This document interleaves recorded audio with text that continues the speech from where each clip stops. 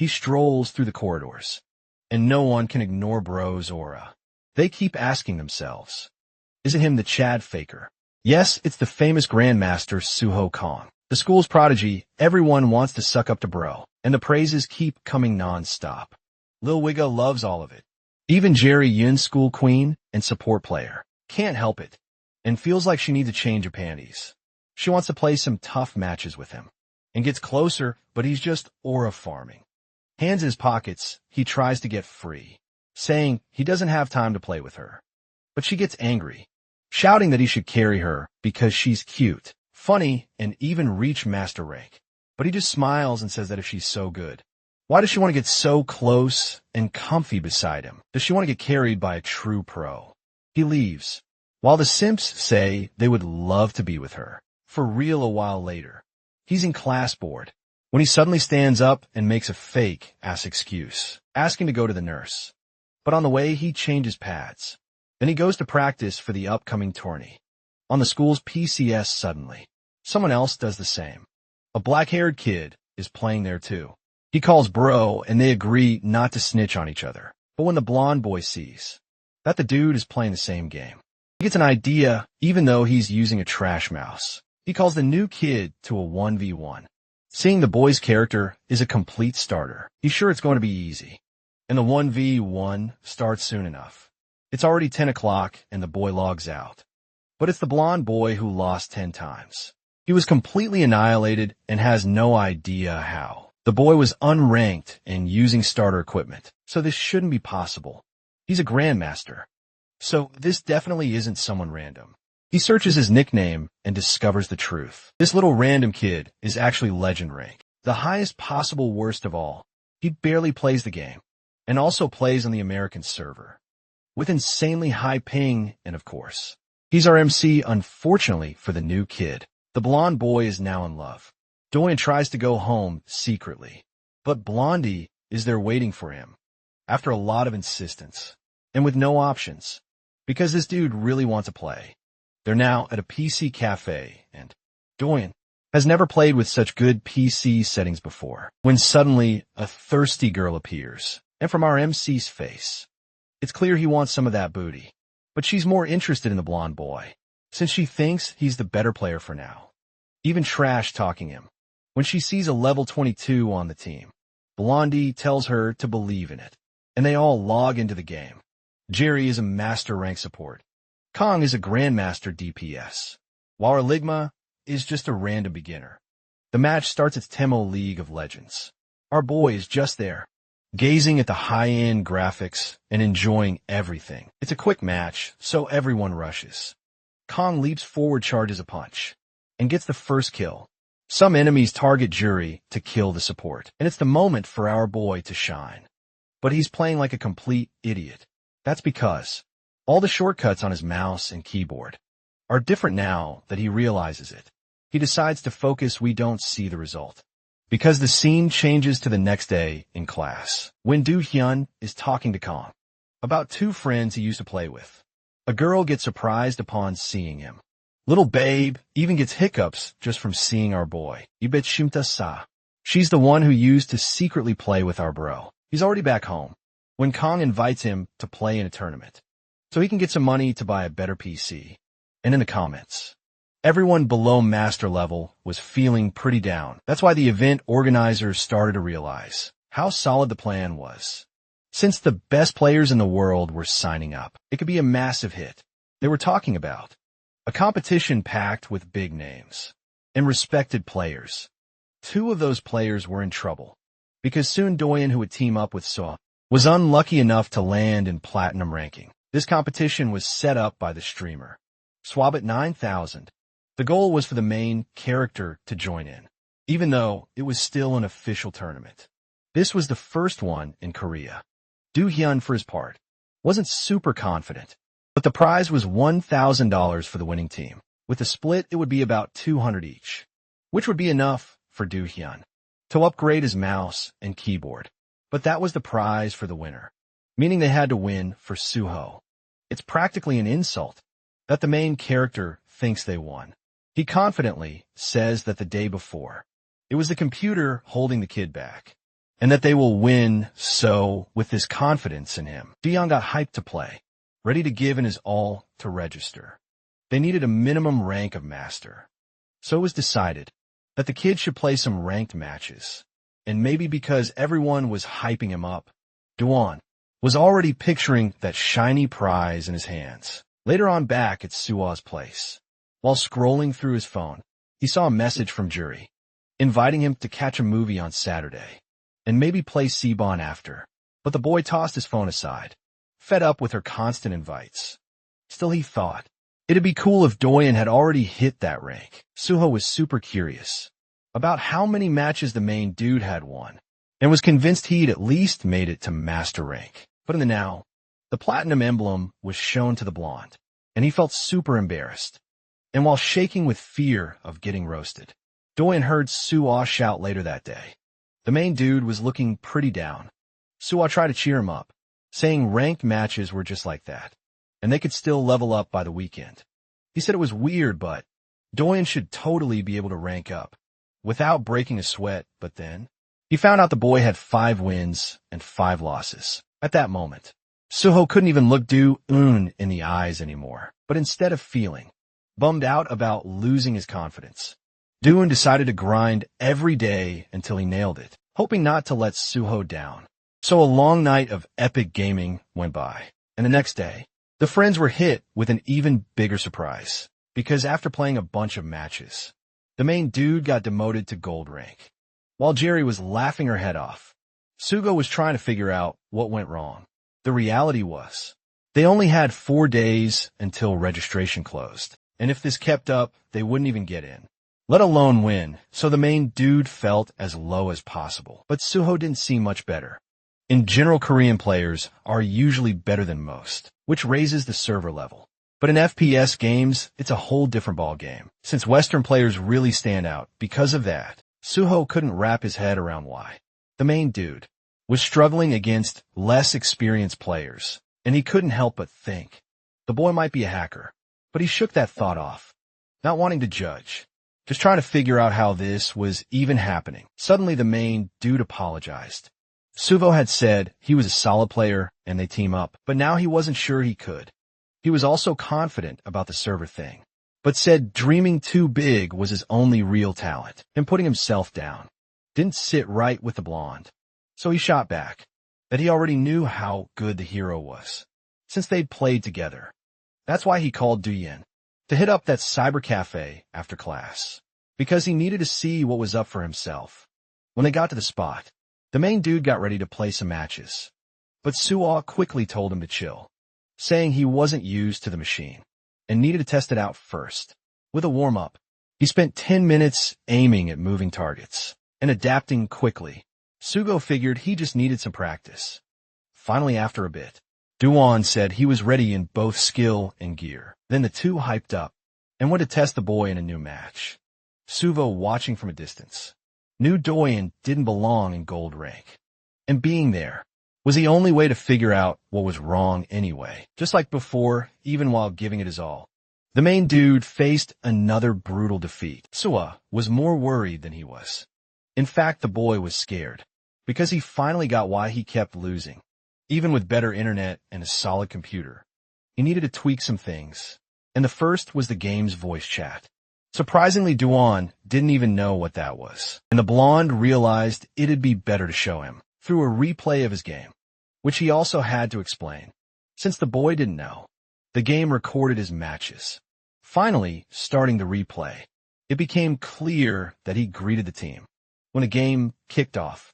But there was the first mistake, which didn't make sense to the boy, since he just said hi Dewey and asked if he couldn't be polite.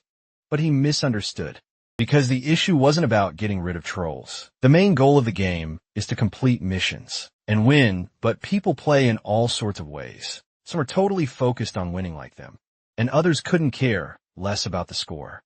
There are also those who just want to explore the scenery, like they're on a hike, and those who enjoy buying items to deck out their characters.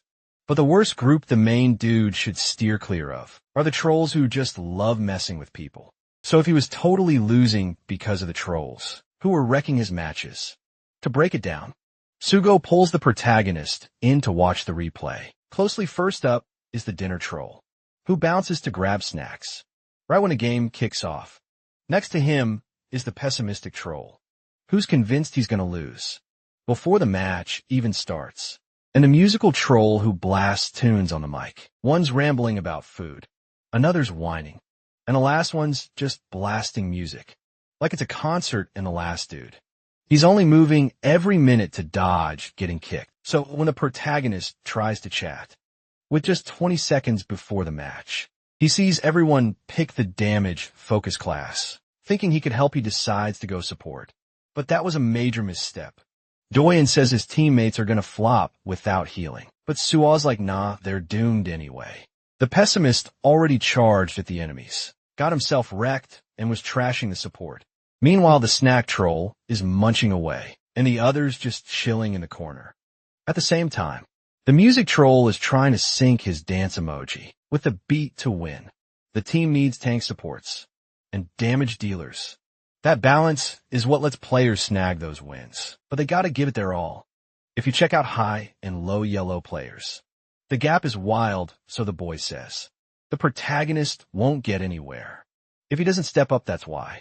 Duan asks what he'll do if they start trash talking in voice chat, but Suho's all about ignoring them, leaving Doyen a bit puzzled.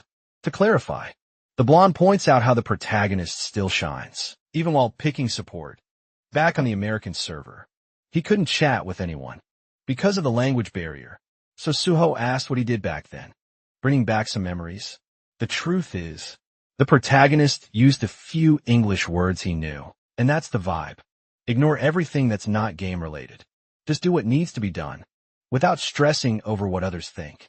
After all the other asks if he wants to win, and the protagonist knows he does deep down, if you got the chance to fight, you could totally win if he was attacking. He'd have a shot to flip the game. But now if he realized that, after all those days grinding in that yellow, he was the best there. Huang wasn't trying to hype himself up. It was just facts when he logged in. He ran into the same 4 players from the last match. The pessimist wasted no time, whining about seeing that awful support again. At this time, he was in the DPS role, which just made him even more annoyed. Instead of listening to the nonsense, the boy tells his partner to shut it and switch classes. Even the dinner troll agreed to pick something more fitting. In the end, they didn't even need to step in, because Doyen wiped the floor with the enemies, bringing home the win for the trolls he carried. The next day at school, Doyen rolls in with the awesome news that he's hit master rank. Suho's grinning with excitement, saying it's no shocker finally. The protagonist hyped too, and now nothing can stop the squad from signing up for the tournament. Meanwhile, a super busy woman's tidying up, while grumbling about being treated like a maid. After all, she's joining the competition, and there's no way she can train in this chaos. With 53,000 people watching live, Swipe but jumps insane. The registrations for the CD Bond Cup are closed. He racks a joke when announcing the competition, but didn't expect the hype. So he just asks everyone not to be shocked, because even pro players signed up. The manager of these players just formed a new team, and 3 members are in, so the crowd's buzzing, betting it'll be pure entertainment. Still, Swiben says he's all about fair play, so we'll randomly pick the teams. To balance things out, he spins a roulette based on ranks. In the end, 2 pros get picked to play, along with some other big names. Many are calling it a scam, saying there aren't that many pros in the scene, and the names are kept under wraps until the day of the competition. Plus, if anyone asks why he's not playing, Swibbit makes it clear that as a solid silver, he's just here to commentate. The next day, news about Swibbit and the tournament spread through the school, faster than a TikTok trend. Doyen thinks it'll be a cakewalk to win if Suo joins the competition. Jerry, who's chilling a bit away, believes it'll be a legendary combo. She strolls over and asks why they're always stuck together. But when Sugo brushes her off to keep chatting with the main dude, Jerry shoots Doyen a death stare. Eventually, she gives up on wasting her time there, which the blonde totally misses. Everyone's still wondering why Swibod's a commentator when he's not even gold. Back in class, after everyone bounced, Doyen says sorry, he really wanted to dip. Not expecting all this pressure on him, Doyen feels like everyone's eyes are on him, and Suwa says it's cause they know he's competing. But the boy remembers that no one knows they're a duo. Yet even Suwa admitted he felt the jitters when he heard legends would be in the mix. But they totally earned their spot for the ranking.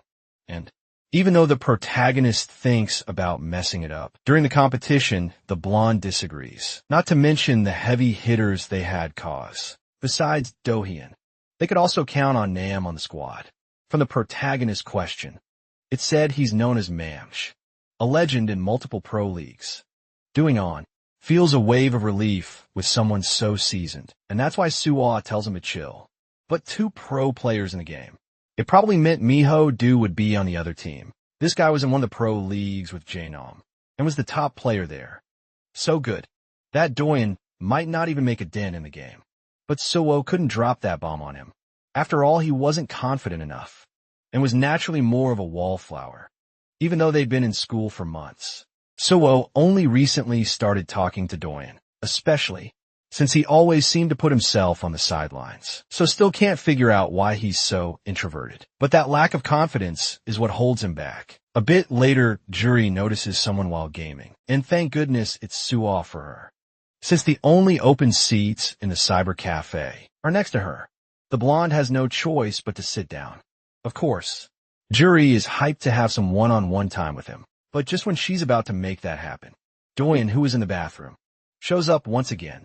Jerry's bloodthirsty glare lands on the poor guy. Jerry yells that Suho is a fool for always ignoring her, but plays with Doyen every day. Then Suho thinks of a way to explain himself, without spilling the tea on the tournament. Not caring about sounding rude, he lets it slip.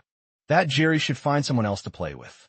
Since she's so needy, the girl couldn't even think about playing with someone else, because she had her reasons.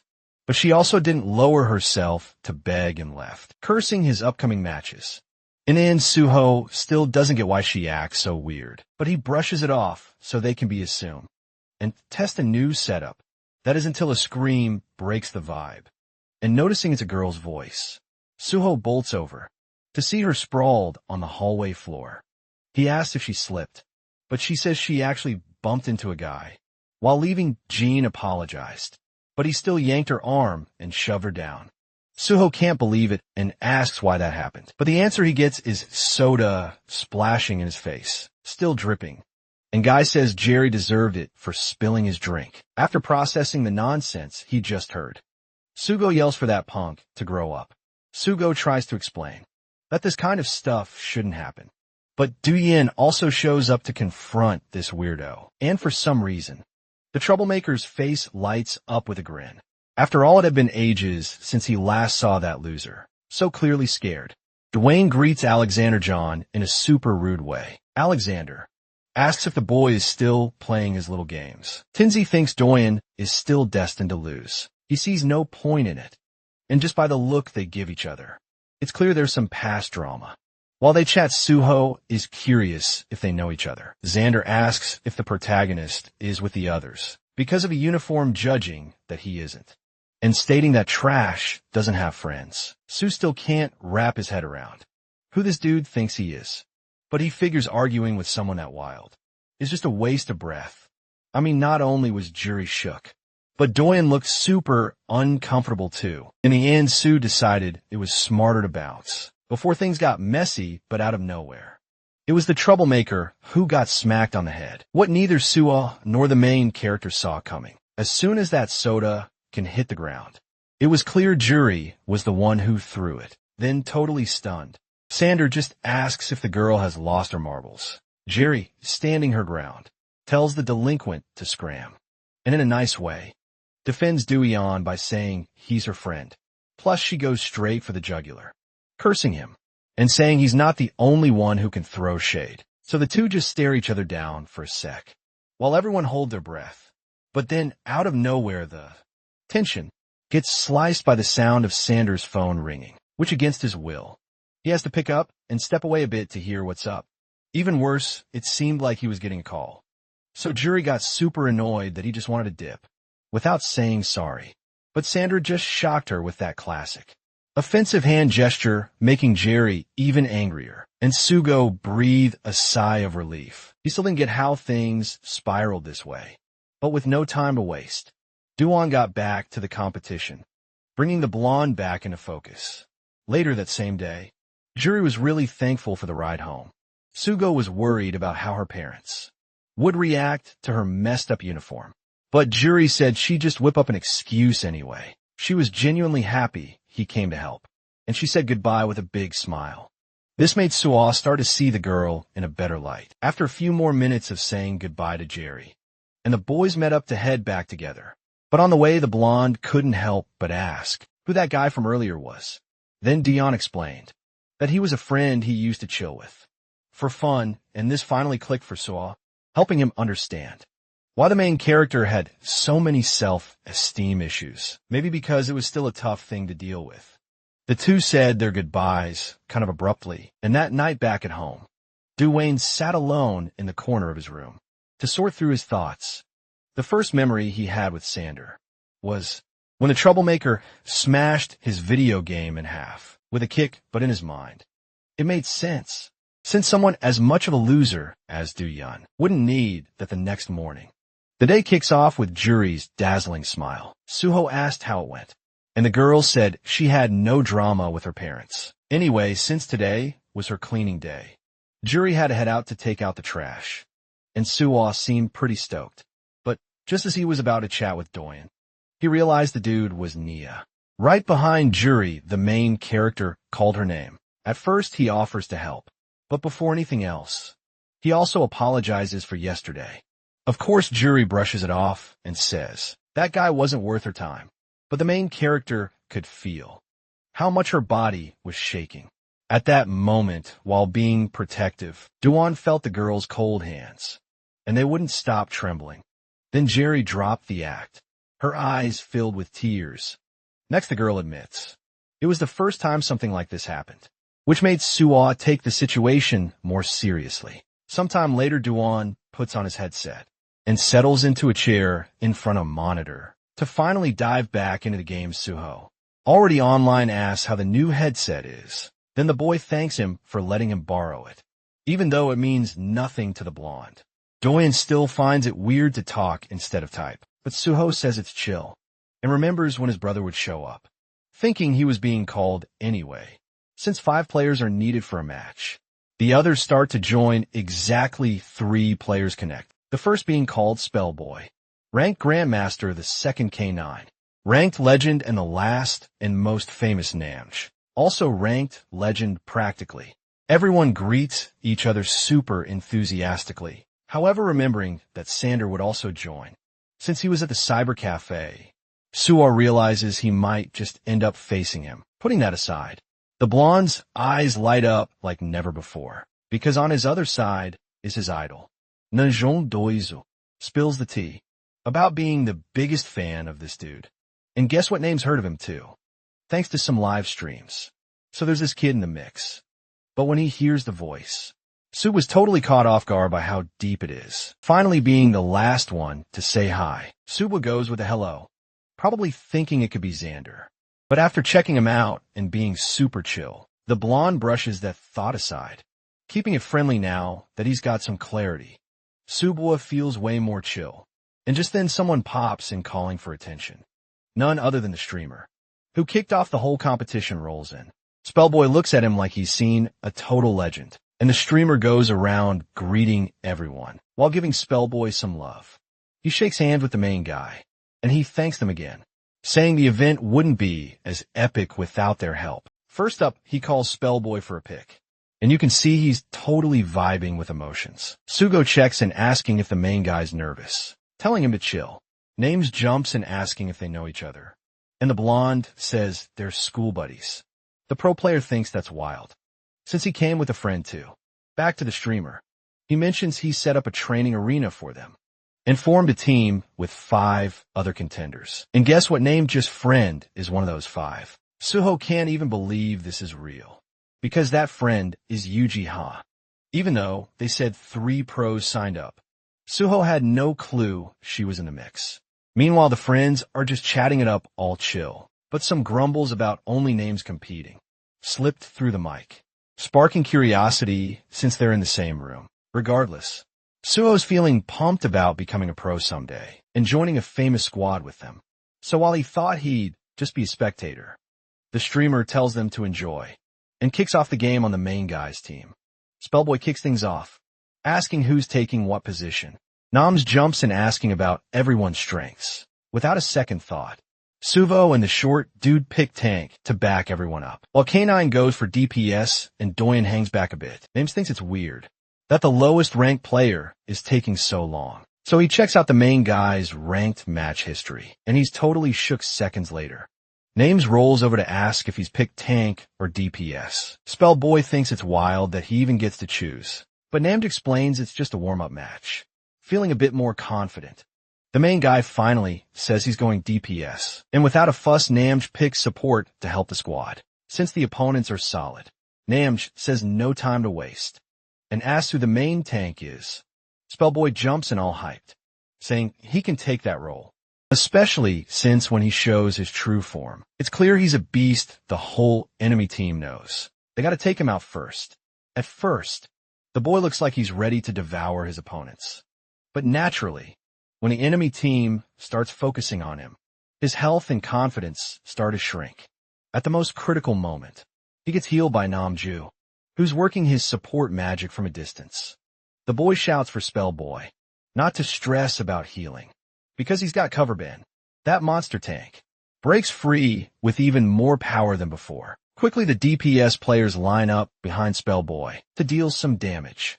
But the tank himself takes advantage of the front line and delivers a crazy punch, making one enemy vanish with that insane strength. The high-level players are left speechless, trying to process what just went down. Still thanks Named for the healing, but warns they can handle the rest. Unlike when he was under fire, Spellboy looks ready to take them all down. Then EG starts to sweat a bit, worried about how things are going. She's got experience in ranked matches with K9, who's heard rumors about joining a team.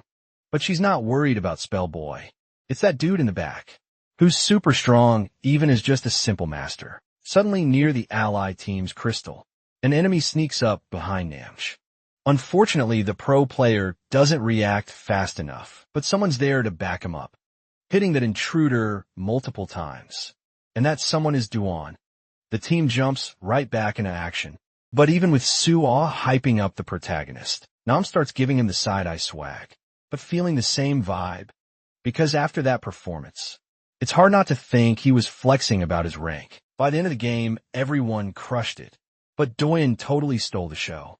With 17 kills and 0 hits taken, Spellboy's beaming with pride, while K9's just chilling in silence. Deep in thought, Suwa lifts the hero up, saying he practically soloed the game. But duos are all about sharing the glory with the squad, and that's a vibe everyone can get behind. Switching gears, Spellboy asks if the pro player still wants to swap roles. But after a moment, the boy decides to keep things as they are, which honestly leaves everyone scratching their heads. Spellboy jumps in saying he's a legend, and can't let some random master take the damage-dealing spot. It makes way more sense for the pro to focus on offense, right? That's where the action is. But Nam's quick to say, the protagonist handled that pressure like a champ. At the game's end, the streamer gives a shout-out to everyone, saying they totally exceeded his expectations. He goes on to hype up both the DPS and the tanks, who were straight-up amazing. As a simple silver, he knows he could never hang in a game like this. Still, he pauses the celebrations to ask one of them something, getting straight to the point with Psychopomp. The streamer says he knows he's probably not a master. Everyone's jaws drop at this. So Soho jumps in to explain, but Squad cuts him off. He wants to cure it from the protagonist, which is a total nightmare for an introvert. So is ready to help. But before anything do and spills the tea, he says the account's in his name, and it's not some backup one. Plus he's not using any shitty programs or throwing games to get an edge. So Swipe Up quickly asks for the deets. Finally, the protagonist lays out the whole story about starting on the North American server and just jumping onto the Korean one. Then the streamer asks what his rank was on the other server. And without hesitation, the boy says he was a legend. The higher-level players don't seem fazed, but Spell Boy's left speechless. Once again, silence fills the room, until the streamer seems to put the pieces together. Suho can't help but think of a scenario. That doesn't end with Doyen getting kicked out, but even with the punishment looming. Sweebier thinks the story is super cool. In his eyes, this is going to blow up on social media, and that means millions of views, which is what really matters in this capitalist world. Suho asks if there will be any issues, but reassures him that there won't be, since Dwayne didn't mean to mess up. Speaking of which, he also mentions they're lucky, because the master rank player on Team 2 quit, so they just need to grab one more legend. To even things out, everyone's on board. But once again, Yuji's voice cuts through Nam's mic, begging to be picked then. The streamer makes it clear. He'll randomly choose someone from the reserves. After all this chaos, Suva looks at the protagonist and, letting out a long sigh, gives him a relieved hug. But before they can chat, Suiba calls the whole team to hook them up with a prize, which is a skin Dwayne's mind is blown, since he's got nothing in his inventory.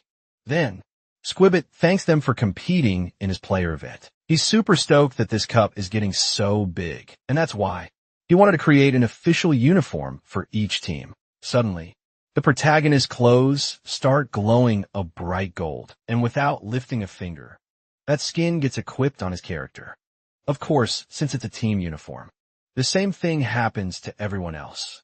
Spellboy thinks the outfit is fire, and Sugo jokes that the protagonist can finally ditch that white outfit. Even Amj is feeling it. But in his room, he's analyzing Doyen. We have pro level in just 40 games. With stats that perfect, he asks his brother Mino if he doesn't find that interesting too. It looks like the replay of the last game. From the very start, to just 9/10 of a millisecond, Duion had a reaction, and even with just 20 milliseconds, the boy managed to lock onto his target. This reaction time is something named definitely thinks is way too good to be true for anyone. Moreover, he was a total legend on the North American server, while grinding in Korea anyway. The dude gets up calling both his brother and Yuji, who's feeling down to grab some food. She really wanted to be in the cup, to show off her skills. But sadly, that's not happening now. Regardless, Mino kept daydreaming about this new potential game changer called Psychopomp. At lightning speed, both the main guy and Spellboy dash off, until the little dude spots something. That could be an enemy. Noticing it was aiming at the main guy, he tries to shout out the location. But in a panic, the worst happens first. So Nange pauses the game to drop some wisdom. They've been grinding non-stop, so we figure it was time for them to bond a bit. After all, as a solid team, they should vibe together, which sounds to Sugo like something a wise sage would say. First, they needed to pick some nicknames, and for him, it would be J, short for J and M Spellboy.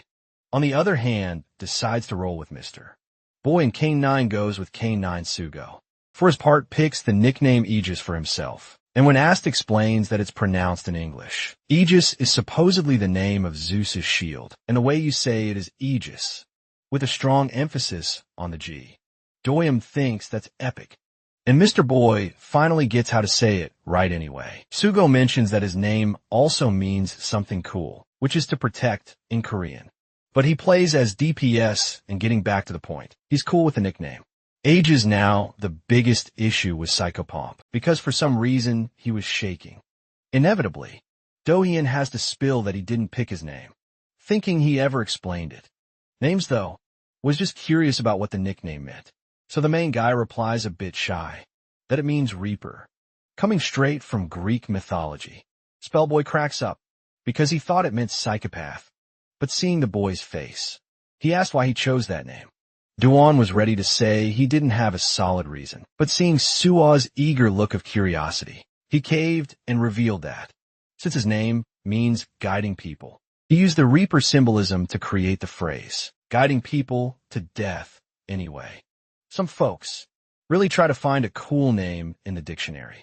For their nicks, many struggle to come up with good names, and search for words in other languages that sound dope, so keeping all this in mind, names simplified the story behind nickname.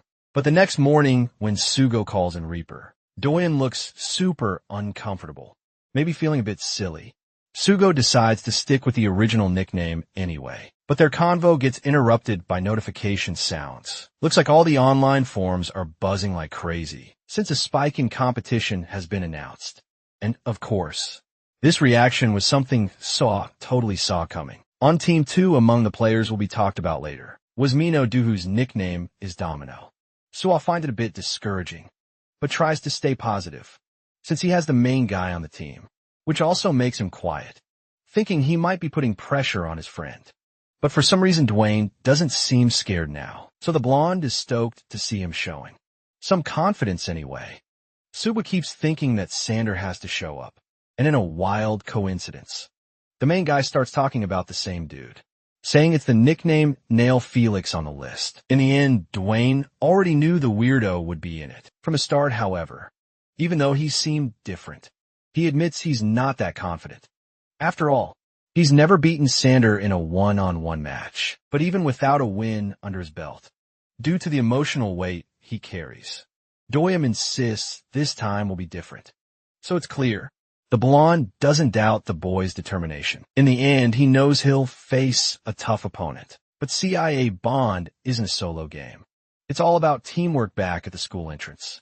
Everyone spots Sugo and rushes over to ask if he's really joining the cup. Because of this, while the main guy is swarmed by the crowd, he confirms he's totally in.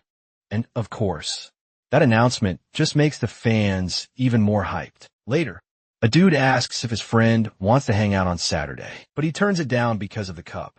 The friend, for his part, doesn't play this game, but keeps pushing him to give it a shot, and since everyone's buzzing about it, he feeling a bit left out, decides to chill at the same house.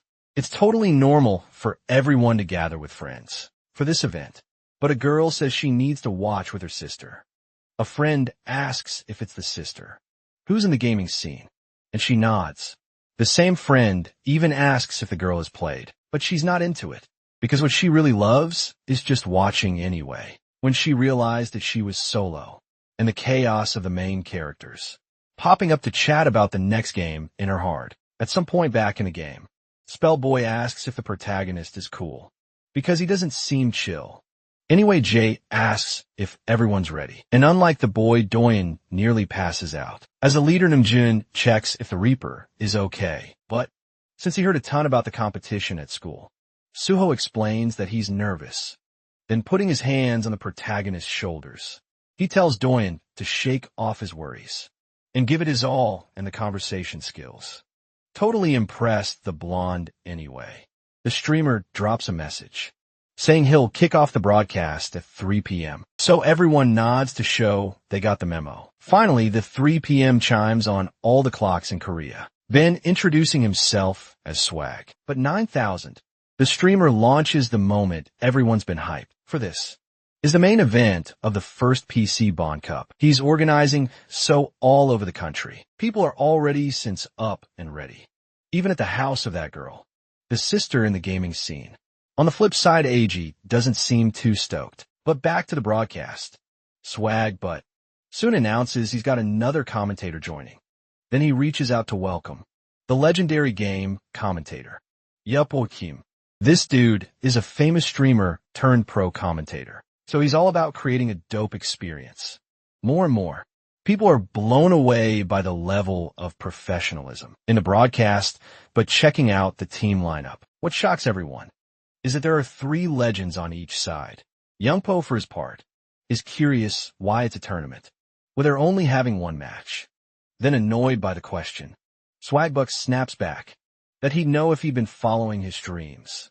Every time he tried to play, he got wrecked for being terrible.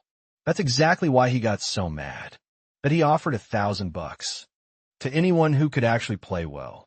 Then someone made a poster and spread it across various online forums, getting everyone hyped in the end, even though it wasn't planned. This is the story that led to the current moment. So leaving the past behind, the two decide to focus on the game. Because, first up is an interview with the captain of Team 1, the sister that girl from school. Freaks out when she sees him, but maybe it's just because of his friendly smile. That hits different. Youngpa gives credit for the huge audience to Namjo, and when it comes to facing Miho, the streamer asks for a statement. Having to give an opinion so suddenly makes the boy think. But unlike what you'd expect from a nice guy, Nam says Team 2 is going down, shocking the commentators anyway. The one most affected by this was Doyen, who dropped to his knees, feeling more pressure than ever. In Psionic Vagabond, the game is set in a far-off and dystopian future. In that game, a girl runs for her life until she gets grazed in the face by a projectile. Right behind her is the one who fired the shot, and a samurai ready to take her out. Inevitably, from above everyone, that girl with the sword prepares to deliver a fatal blow, and the blade is coming for her. Until suddenly, for some reason, her eyes start to glow weirdly, causing her to vanish right in front of her enemies. The samurai sword slams into the ground, making a crater, and when the dust clears, they're left wondering where she went. But even though they search, it's tough to find her on the street, because the girl teleported to the top of a building. In this game world, people have something called ESP, which basically gives them powers like telekinesis or teleportation, with all kinds of resources at their disposal. Player gangs use these supernatural powers and the power of special crystal to mark their territory and expand their domain. On the flip side, there are also regular fighters who battle against the gangs with basic weapons. Psionic Vagabond basically shows an endless war between humans and superhumans, fighting for territory, and in Numpo's view, it fuels a rivalry between the groups. Superhumans flex a bunch of skills that make the game way more fun, but they pack less a punch. On the flip side, regular folks hit hard, but can't move around as slick, making things tougher. So yeah, that's why most tanks and supports are superhumans. Switching gears, Yampo thinks a lot of pros in this comp will roll with the normals, but instead of spilling tea, swag, but hits up Team 1's captain, who's grinning ear to ear. All the forums treat names like he's a total rock star, and even swag, but's curious about his vibe. So the dude spills that he's been vibing with the streamers' lives, and thought joining it would be a blast. Changing the subject, Yumpo asks how the squad's holding up. Nam says they got some solid players, and promises everyone's gonna have a blast. That's why the streamers, curious about who's gonna be the MVP in the next match. And out of nowhere, he shouts on national TV for everyone to keep an eye on Psychopomp. From the look on the protagonist's face, it's clear he's feeling the heat. And with Swaim, but poking about Mino, the team leader pauses, but he gives the same answer as before, claiming he'll totally wreck his team with all that leader energy. The crowd's buzzing, and that girl's sister takes a sip. Anyway, Swaim, but wishes Noms good luck, and then calls up Team 2 for their intro. But for some reason, he doesn't connect the stream. A bit awkward. Swaim but asks if the young dude's feeling nervous, but it's obvious when Miho just says he'll give it his all, which freaks out the presenters. For the C-Bond Cup, the prize is a cool 1,000 for the winning squad. As mentioned earlier, Yampu's gonna be the commentator, so Swagbuck quickly calls Team 1 to meet them, decked out in their uniforms. Everyone's hyped, and Yampu knows this lineup is stacked. Ages could totally be a celeb, and K9's about to get signed by a team. But here's the kicker, the protagonist, who's a master rank, is in the mix still. He's the one Names told everyone to watch, so he's not slipping under the radar. Finally, they hype up Spellboy, giving him props for his ranked games, which makes him tear up anyway. Wrapping up the first intro, Team 2 gets called, and the first spotlight is on that troublemaker from earlier. Right there in front of Doinon is his old buddy Xander, Joan after ages apart.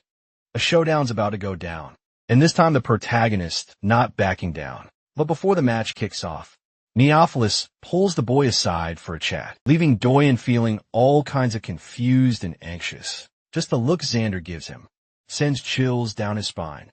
Suvo notices something's off and asks if his buddy's feeling jittery. He even jokes about needing a bathroom break, since there's still time before the match. When Dwayne stays quiet, Suvo urges him to spill the tea, and still shaking, the protagonist mentions the chat invite from Sander. Duion asks for advice, knowing he'll get heated if he doesn't accept, but he's not down for that convo. Then Subo gets super annoyed with that jerk, sensing he's trying to mess with his friend's head. Before the game, the blonde thinks it's obvious. The protagonist should just ghost the invite. But he's not here to force him. But someone else is, and even from a distance. The same phrase echoes Jerry's right there, where our hero's gearing up for the championship match. The girl jokes about it being a wild coincidence and asks if he's being followed. But of course the protagonist says no. Not even thinking twice anyway. She plops down, apologizing for the joke, since she already knew he was there. But she also asks if he's playing, and warns that someone wants to chat with him. Jerry's curious if he'll accept. And when Doyen says it's Sander, she's like, who's that? But in a flash, she remembers that jerk who pushed her down. At the cyber cafe, she yells, asking if they're friends. But Doyen shoots that down. Then she snatches the boy's mouse to reject the request for him, which makes Suo grin despite that. Sander sends another request, making the protagonist's anxiety hit the roof. Rejection after rejection. But for some reason, he keeps sending them. And Jerry's struggling to keep saying no. But even after a bunch of seconds, that dude's still acting like a total stalker, as he kept inviting the protagonist. And the plans were almost set. Suga freaks out Jerry, already super annoyed, declares she'll put the troublemaker in his place. But she's got a better plan. With a sly grin at the protagonist, she signals him to wrap things up his way. Still confused, she nudges him to say something, but makes it clear she's got his back on the speech. Heading to Sander's room, he's still pushing to invite the protagonist.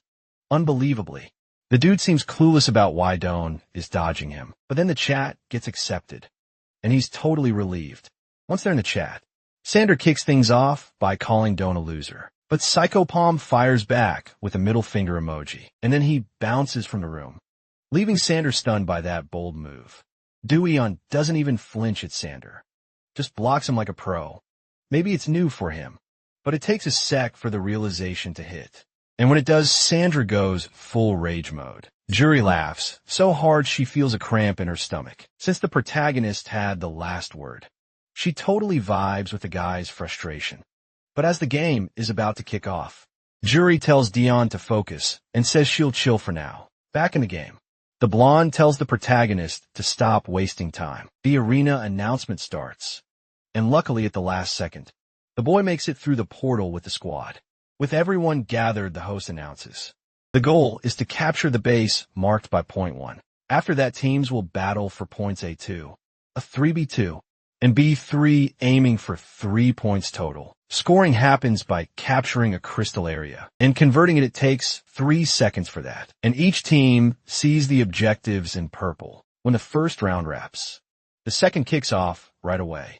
The losing team will have the second point revealed, giving the winner a chance. The team that loses will go into a defense round, sticking close to the respawn area, which makes it easier so. The next rounds will roll on, until 5 rounds are done, and everyone will be gunning for that crystal advantage. It's basically an epic 5-1-5 showdown for the first point, but from the protagonist's view. There's a twist because even a 5-on-5 game, for obvious reasons, Xander seems laser focused on Duan. When it's time to pick classes, the protagonist goes for the normal class and the attacker role, and he picks his weapon and abilities. And with everyone ready, he's sure they'll crush it. Finally, the game kicks off to capture the first objective point. Nanas warns that snagging the objective is key and tells Sue to watch everyone's backs. Being the frontliner, Spellboy spots 5 enemies and transforms to get ready to fight. K9, though, points out one of the 5 is Mia, which throws NAMS off a bit, until he spots Neophilis sneaking up from the back, hinting at some sneaky movement skills. Sander's plan was probably to take out the healer from behind, but when he had the chance, the dude just zooms past Namjoon, going straight for Doyen luckily. At the last second, the protagonist dodges a brutal elimination, even as a low HP assassin. He's acting like a tank, zeroing in on Doyen, but since he revealed his position, Suho is ready to jump in and help. Yampu screams in panic as they wrap up the first kill, with only 10 seconds gone. And the first blood goes to Neophilis from Team 2, who's a legendary rank Sway bot explains. He took a movement ability to sneak in. But unexpectedly, instead of targeting the healer, he goes for the team's DPS. Swaybot thinks he did this because, in the first 30 seconds, the abilities were hidden from his perspective. Since Namj is the pro player, Xandermite thought he was the DPS instead of the support. Even the spectators are scratching their heads about why Namj let a master be the attacker. Spellboy asks if the guy is trolling, but Jay chimes in agreeing with Swipebot. It seemed like putting a master as DPS was a solid strategy, but Suwon knew for sure that the attack on Dohyun wasn't a mistake anyway. With this edge, Team 1 starts capturing the first objective, point of the game. The assassination plan from the second team totally flopped, and Neophilus was back in the game responding. The Presiders thought he'd chill and wait for his squad to respond. But now that wasn't happening. Spellboy is totally lost, wondering why he's rolling solo. Knowing where Jay is, the ally team surrounds the healer to keep him safe. But once again, Names gets the cold shoulder, and our main dude has to stay sharp. Because just like before, he's the target of his old buddy's rage. Of course, with the numbers on their side, Sander gets hit hard by the ally team and gets taken out for the second time, without breaking a sweat. Now, the presenters are losing it, because the enemy team has to wait for him to respond. I think the only reason for this chaos is that the team's not vibing well together. But Namjoon, being the boss of Team 1, isn't buying that. He shouts for a new attack. A half-beast girl sweeps in from above to take a swing at the healer, who barely dodges still. She's quick and starts landing hits like it's nothing. Lucky for the pro player, Dwayne takes her out with his 6-shot. But then out of nowhere, he feels something off. He's blinded by a crowd control ability. And just when he starts to see again, Sander pops up right in front of him with a creepy grin. With a swift move, he takes out the protagonist. After getting wrecked, Dewan says sorry. But Suwa's got his back, saying they'll wait for him to respond. Meanwhile, Names keeps supporting, but wonders why one enemy is Mia in the team fight. Finally, after what feels like forever, the protagonist responds at the base and bolts to help. But the missing enemy sneaks up behind him and lands a nasty slash on his back. Dean yells, calling out the enemy for being in the wrong spot. Instead of in the center, Suwo can't believe it. And even Yumpo is throwing shade, saying this isn't the time for that. Team 2 needed to fight fair to grab the crystal. But even as the main DPS, Neil Phil's heads back to Team 1's base. This attacker was the same one who tried to take out the protagonist earlier. Nams tosses aside his earlier thoughts and realizes it's personal rivalry time. Through the team chat, Dean warns he's being held up and says sorry for it. But Namj fires back that they're not the only ones taking hits from the strategy. In fact, Jay is convinced Team 2 isn't cool with this and calls Xander a troll, which surprises the protagonist. So the leader's order is for our hero to flip the situation to his advantage. From Team 2's side, the half-beast girl is yelling, wondering why she's flying solo. A blonde girl apologizes and screams even louder, saying she's talking to Neophilus. She's been salty about him since he pressured the master rank player. Meanwhile, the blonde starts crying, asking if they can team up, but the boy couldn't care less until another calls him a nuisance. Sander's been fixated on taking Doyen out of the game, but he's failing hard, proving he's not cut out for this. So the one who seems to be the leader tells him to log off and just watch the team play. Everything makes it seem like the boy forgot the game's goal and doesn't even want to play anymore. If he wants to throw the game, the leader's cool with it, but won't let him drag his teammates down too. Calling Sander a troll, just like Namj at her head. The blonde agrees, but feeling awkward, asks the two to chill finally. Neil Phyllis pushes that anger aside and says he's going after the tank, because they can't lose obviously. Everyone's confused about why he's backing down so easily, but the blonde warns that Neophilus doesn't talk back to anyone with a higher rank than him, especially since he's got a clear goal. And even though the team isn't fully on board with him, they got no choice back at the center of the action. The presenters are buzzing about the round wrapping up. Soon Suho's fending off the half-beast girl, who's giving her all to reach the crystal. But he doesn't see Xander sneaking up behind him until it's too late. Civil Neophilis has a trick up his sleeve, as both Doyen and the blonde turn on him, forcing him to retreat for now. In the final seconds, the girl screams for Benny to help, and the player really bolts as fast as he can to the crystal. He touches the objective and starts to capture it, but with only 3 seconds left in the match, it's a total no-go since he's all alone there. Benny fails to snag the point, and having only lost 1% of health, the crystal bounces back to 100%. So the first round wraps up with Team 1 scoring a win. Spellboy and K9 are hyped, screaming about the team's first victory. In the next round, point B2 for Team 2 opens up, and they gotta defend it for 5 minutes. Then Theophilus chimes in on voice chat, saying he'll be back in time. Honestly, the hosts are kind of bummed about the lack of epic battles. Umpire blames the teamwork issues, but knows the real showdown is just getting started. Meanwhile, viewers are scratching their heads, wondering why they're chasing eliminations instead of the objective anyway. The first point in their pocket, Team 1 is in the lead, and the second attack on point B2 kicks off. Spellboy takes the lead, and when he starts feeling some shots, he warns about enemies working behind. On the second floor, 3 enemies pop up, and from the looks of it, they're going to be a handful. Even Sugo chilling on the other side gets hit, so it's clear Team 2 is spread out, making Nam shout out some praise for their strategy. Compared to the first floor, the second and third are way better for sneaky plays, so Nam says they gotta flush them out first.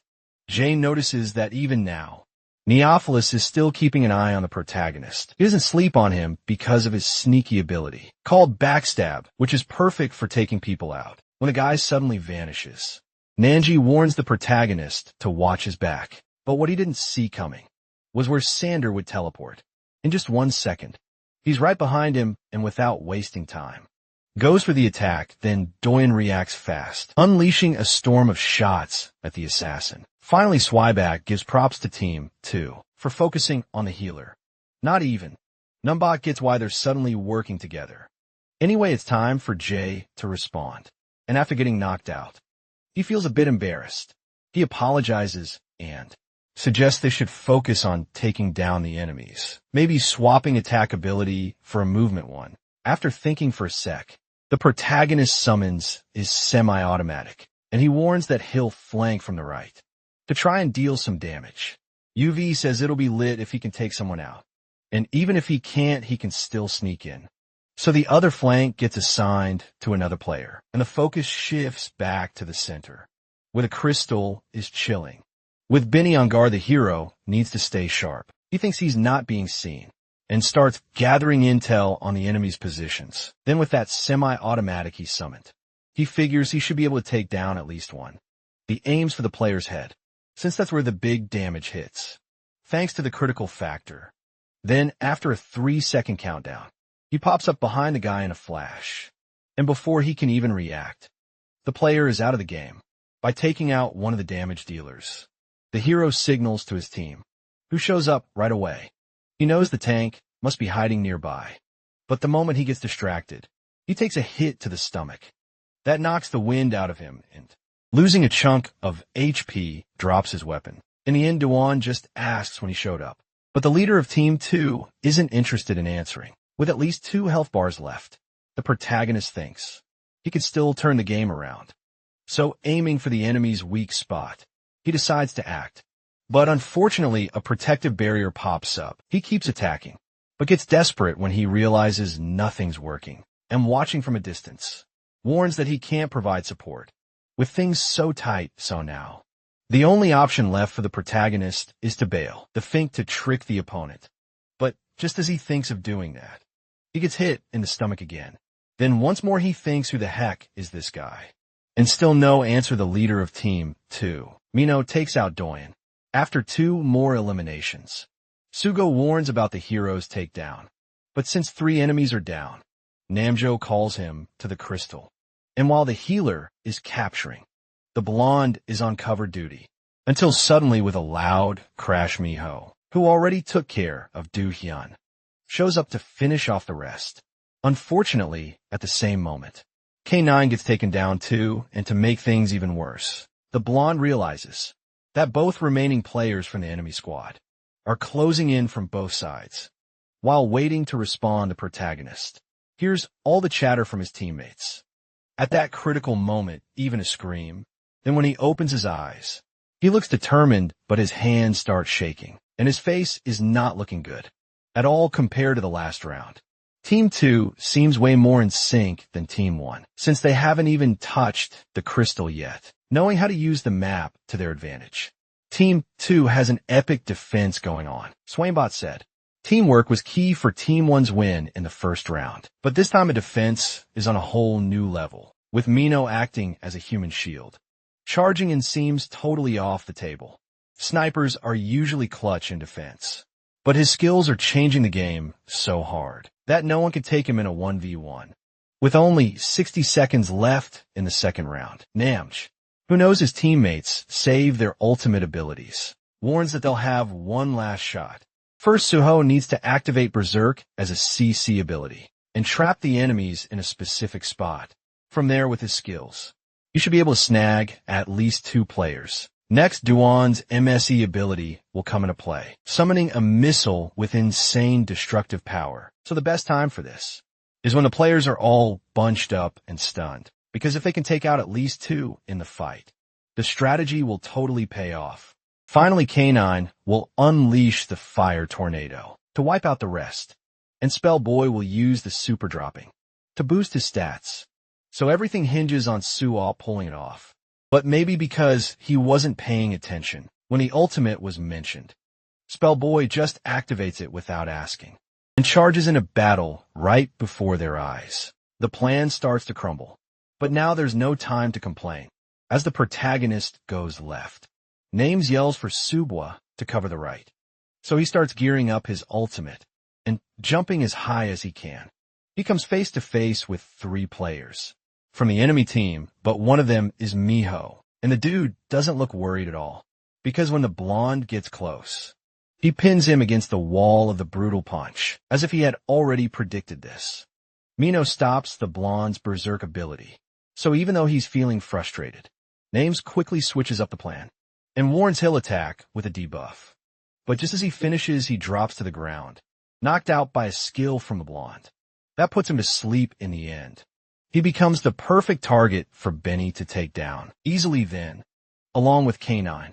The protagonist starts to unleash his ultimate ability. The MSC, along with the fire tornado, is launched at Miho, and taking that hit head on breaks his armor.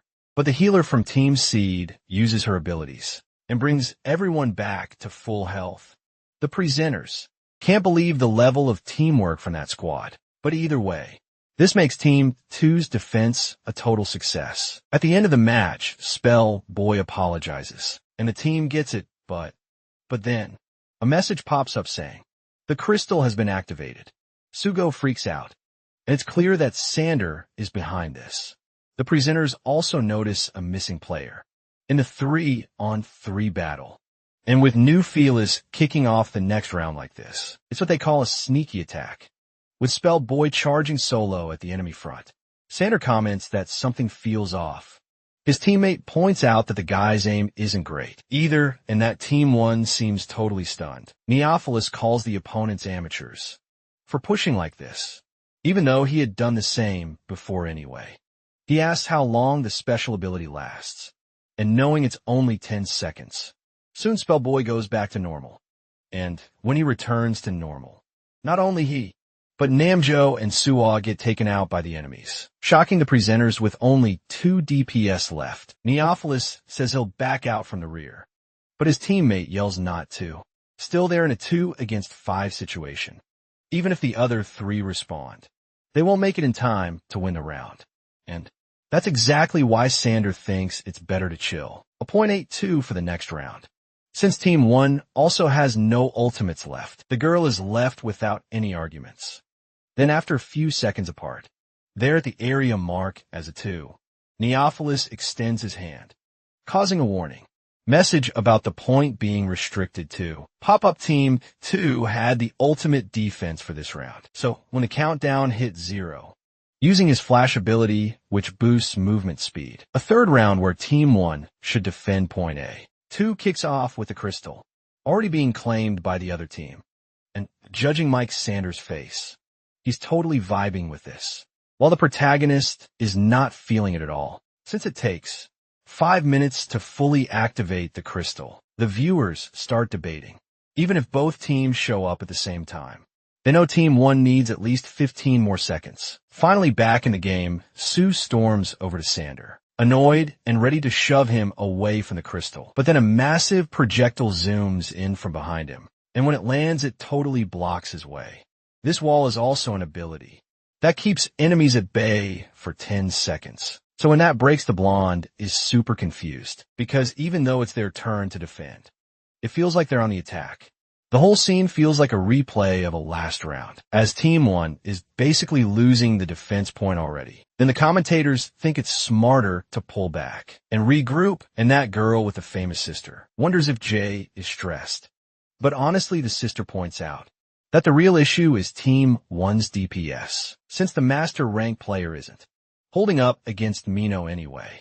The crystal capture account hits 100%, and just like that, another round ends in defeat for Team 1. The players are in shock, because they had so many chances before this mess. For instance, they could have had more tanks and positioned themselves to force the enemy into a direct fight regardless. The third round wraps up, and the fourth, with Team 2 still attacking, is about to kick off. But Team 1 down 2 losses to 1 player. The commentators think it's game over. But not giving up, the leader asks about the defense, and Spellboy just bolts off without a word, leaving the guy totally lost. Even the spectators got that. The third round was rough, enough to crush the team's spirit. Spellboy was really beating himself up for not listening to Jay. Last round, meanwhile, Sugo felt bad for not using his ultimate on the right target, and the protagonist was bummed about not taking down Sander. Since they were kids in the end, all three knew that if they lost this round, the game was over, and each was blaming themselves for the mess. So, without wasting a second, Mam yells to his team that they can totally win. He questions why everyone looks so down, and tells them to snap out of it, because it's time to show a flawless defense. They'll secure a 5th round. And since the leader hasn't lost hope, both the blonde and Spellboy get pumped up again. But just as Suvo was about to share his hype with the hero, he noticed something super weird. He kept saying over and over that he couldn't win. Back at that girl's place, the famous sister asks if the hero's weapon is trash, but it's said to be better up close. In that case, she suggests he should use a bigger weapon in the game. Suwo is giving it his all to pull the protagonist back to reality, and starts to stress out anyway. The girl didn't know how to explain what she meant, but made it clear it would be a massive weapon. Because of the protagonist's lack of motivation, she couldn't get why he wouldn't use that. And Suho's order was that Do-hyun needed to regroup, with a mission set. It's now up to the second team to attack point of 3, and in District 7, whoever wins 3 rounds first takes the game. Unlike Team 2, which defended from high point, the cross strategy, it looks like Team 1 is gearing up for a straight-up brawl. There's a pro player on both sides, but Miho is like an unbreakable wall, quickly shutting down enemy attacks. Meanwhile, Nam is showing off as an incredible and versatile support player, but he seems to be wasting his skills naturally. The game situation is causing outrage for leaving a master in such a crucial spot. Viewers even call him a silver. But even though the presenter knows that's not true, given what's been shown, he wonders if he might have messed up. Putting those thoughts aside, Swaim and Mrs. is a player is missing in defense. And Yampo says the same, so Swagbot starts to freak out, hoping the protagonist isn't trolling. Anyway, Team 2 is LED by Miho, and that blonde girl starts prepping a buff spell for the squad. But just as she's finishing up, she gets hit square in the face. The group members are totally confused at first. So, that quirky girl with silver hair starts freaking out, while Yampo is all surprised. The streamer feels a wave of relief wash over him. Honestly, the protagonist wasn't even in the front line. He was chilling in the building behind. And when he checked out the boys' gear, Xander realized he was rocking a sniper build. The sniper is a long-range shooter, who's all about stealth in the enemy team's view. He switched rifles because he was testing stuff, since he was about to lose, thinking it was just a lucky shot. They figured it wouldn't happen again, as long as they kept their eyes peeled. For now, the girl decided to keep watch. But noticed Doyen was MAA from that building, still trying to figure out what the protagonist ability is. She suddenly feels a chill run down her spine, so the trigger gets pulled. And even though she caught on at the last second, the protagonist had already fired at the enemy player, but 2 players already out of the round. Miho, who's low on HP, realizes the gravity of the situation quickly. Xander tells them to dip for now, while they hunt for the sniper. Then our hero takes aim at the former friend, who barely dodges a shot to the legs. Xander feels insulted that the protagonist thinks he can catch him, but Dohyun stays chill, finally thinking he isn't good enough. When he gets close enough, he can use his approachability. So as he teleports behind him, this would be the perfect moment to wrap things up. That is, if Dohyun hadn't already predicted Xander would pop up there and wasn't already aiming at him. After all, he knew the guy was a pro at ambushes. Since they were kids, Xander grits his teeth and keeps saying the protagonist is a loser. But then the boy's gun trigger gets pulled, and his former friend's head becomes a target. Under Duan's icy stare, Yangpa panics, and the streamer is even more freaked out, since only 15 seconds have passed since the round kicked off. Simply put, the sniper Psychopomp pulled off the insane feat of taking down 3 players in 15 seconds, and he was so chill that he seemed like a totally different person. From before then, one of the spectators shouts, remembering when Nam said the protagonist would be the star of the team, because he can flex his legendary rank account on the North American server. Back to the protagonist, his focus breaks when he hears he's out of the front line. So Suvo reassures him, saying that's not what he meant, and clarifies that now the boy is a sniper. Spellboy chimes in that sniper's gotta be super skilled, since they're the key players in the game. So explains that the hero's main role was as a sniper, and that despite having issues on the Korean server, he's already adapted. Still, because of the crazy difficulty of the class, the blonde says they need to believe in him. And even though he initially thought he couldn't do anything, with Xander around, the hero knew he could be a sniper. So not just Nanji, but all the other team members agreed to trust the boy before heading back to his spot. Sugo tells the protagonist not to be scared, because they're with pro players, plus being legendary leveled. Duan is on the same tier, and will definitely cause some chaos.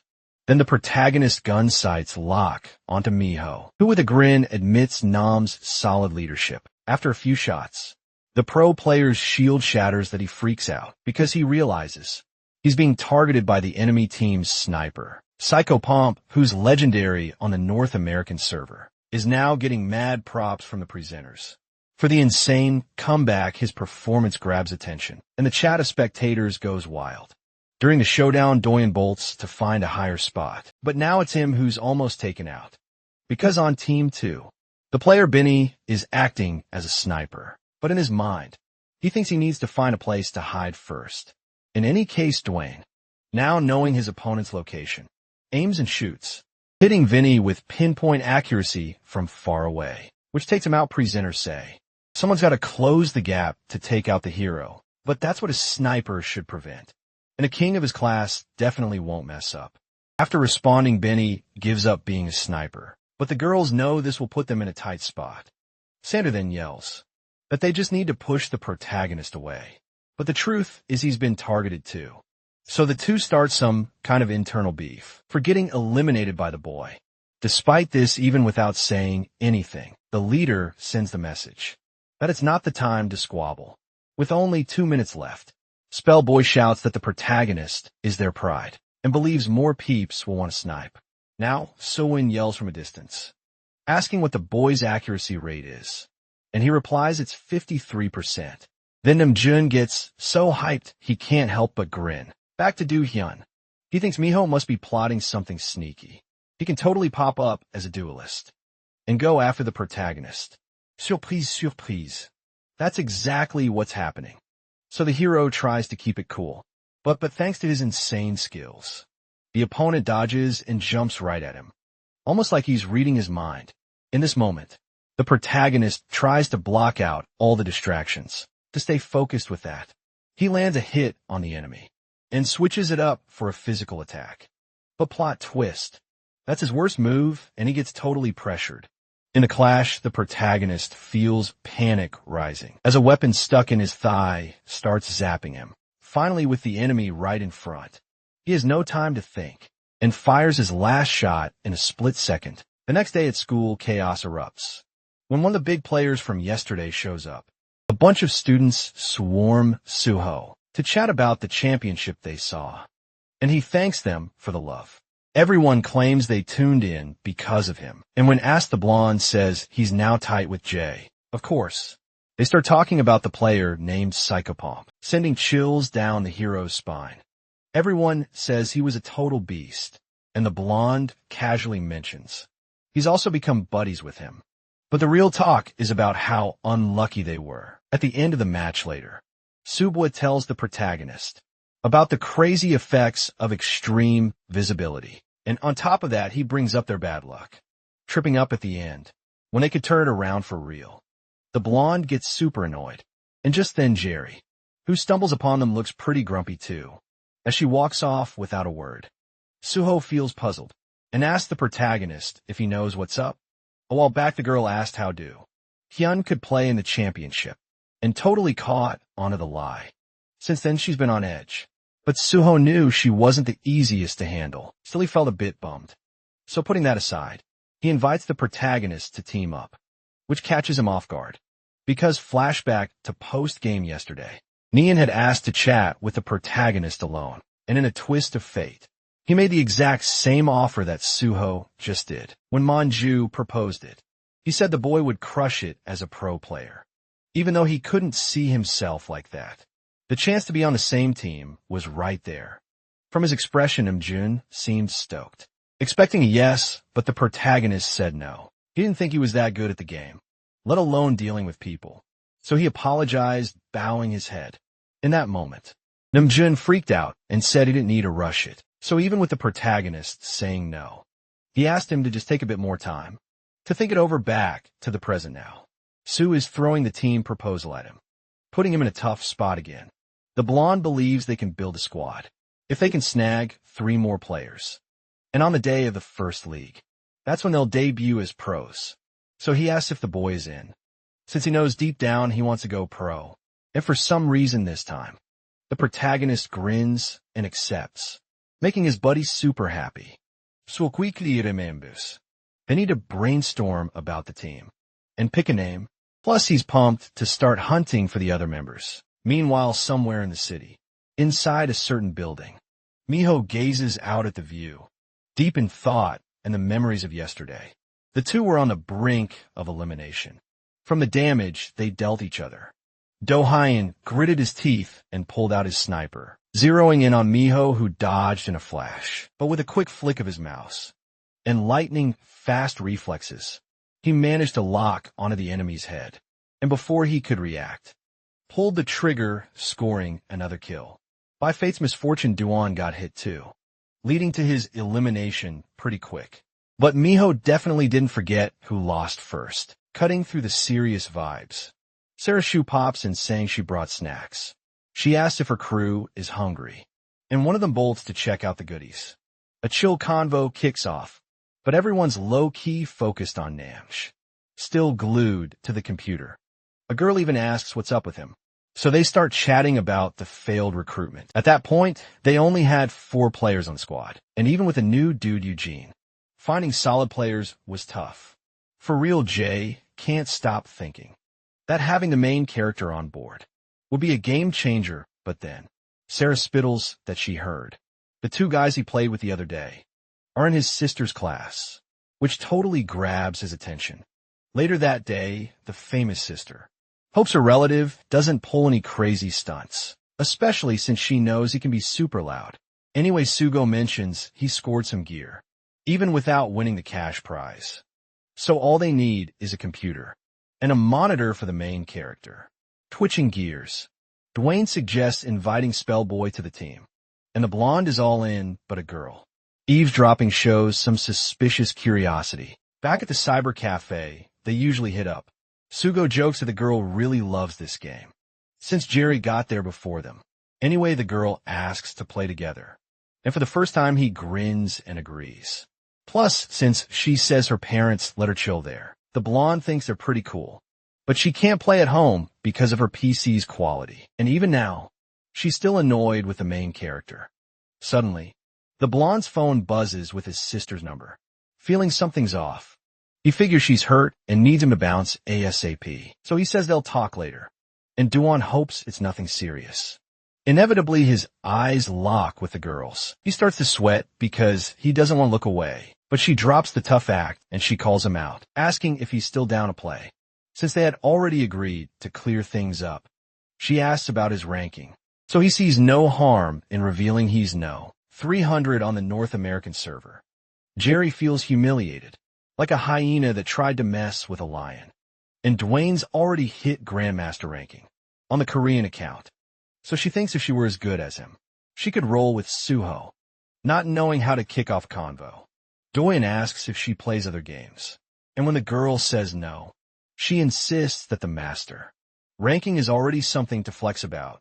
From her face, it's clear Jury wasn't expecting the compliment, so she shares that she started in silver and grinded hard with excitement. She spills how much she hustled solo, but doesn't go on long without putting herself down. Jury explains she plays other roles too, but her fave is the healer. After all, if she heals the main character, he can totally wreck everything for her, which seems to vibe with both of them. At the end of that gaming session, Jury leaves the cyber cafe feeling proud, but suddenly gets a photo on her phone. That makes her freeze pic was of her, taken from behind her own self at that exact moment, which couldn't be more creepy. To explain this, a dude shows up, saying he snooped through her social media to find out where she studied. Plus, he says with his hands on her shoulders that he warned her he'd come. She didn't see it. Then this guy laughs and casually mentions he's Battle, the player, who chatted with her in the lobby of the last game. Obviously, her instinct is to shake off his hands and freak out from all this weirdness. Battle, on the other hand, apologizes for scaring her, but blames her for not replying. Still shaking, Jerry asks why he's doing this, but the guy blushes like he's caught, and he reaches out to pet her, only to get totally rejected. Switching topics, he mentions he hasn't eaten, and reminds her she said she'd pay for dinner, even though she doesn't remember this.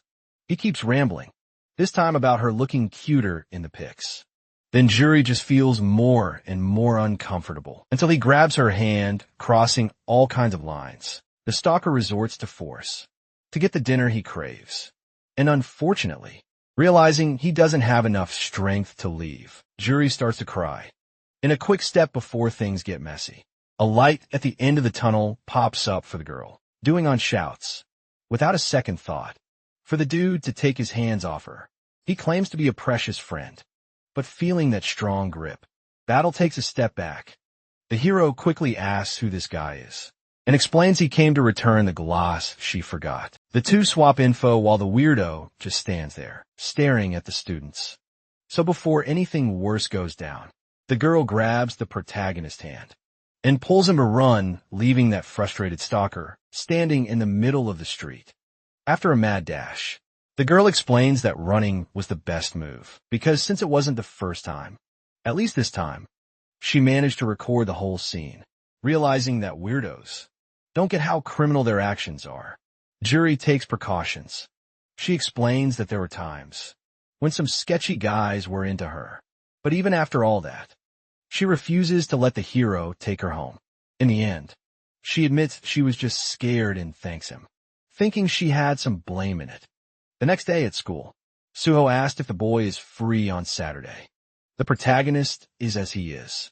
So Suho spills that's when they'll meet Spellboy, since he has a voice that doesn't match his body. The protagonist is curious to see how that'll go anyway. Suho mentions K9 will also show up, even though he's already got a team. And Doyen's curious too. The plan is to grab some food and chat. While gaming a bit, then Jury pops up, inviting herself to join. She overheard the two talking about forming a pro team, and being super cute, she says she totally play. But Suwon makes it clear the requirement is to be at least a grandmaster. Jerry tries to say she's super close, but that doesn't convince anyone. So she switches gears and asks for the manager's spot. Honestly, they really need a manager to handle the team's stuff and recordings, so Sugo says he'll think about it, but warns he's heading out again to see his sister. Because of the drama from the other day, after he leaves, Do-hyun turned around, feeling something's off, and finds Jerry looking furious. When asked about the stalker from the other day, the girl says she blocked him. But Do-hyun isn't satisfied with that. Clearly she's worried and starts to say something. But just then, Suo comes running back shouting the hero's name. While Jerry thinks he's jealous, Do-hyun's in full panic mode. He grabs Do-hyun by the shoulders and starts apologizing non-stop. But Suo clarifies that Do-hyun's not the problem. It's the gamer community in a forum called 10 Reasons Why Psychopomp is a hack user. Some internet troll went public to spread hate, claiming he got headshot after a 180-degree turn. Little by little, what was becoming a fact in the community was reaching his friends, but Duran still can't wrap her head around what they mean by that. Maybe because she's innocent. The girl doesn't get what these so-called hacks are. She asks if it's the same thing nerds do when they hack computers then. The blonde explains that what's being discussed are aim assist programs for players, and that they basically do all the work for him, because with just a click, 100% accuracy is guaranteed, once again with pure innocence. The girl gets hyped to use it too. However, the blonde makes sure to explain the cheating rules in games. Finally, Jerry gets the problem and asks if the hero got caught, which he obviously denies. So he even asks if she's joking, because he's sure. The protagonist is the definition of a legit player. Do-hyun starts scrolling through those nasty messages on her phone. But the one who gets mad is the blonde, fed up with the jealousy of others. And he says it'll fix this for the team's honor. With the self-proclaimed queen of gossip, Jury insists that rash decisions only make things worse, and that it'd be better for the person involved to explain themselves in person. But it's natural for him to worry about Do-hyun's situation. Getting back to the point, Suko first asks if the boy is okay. He says he's not too worried, but a bit embarrassed for talking about him. However, there's nothing to stress about, since he wasn't using hacks.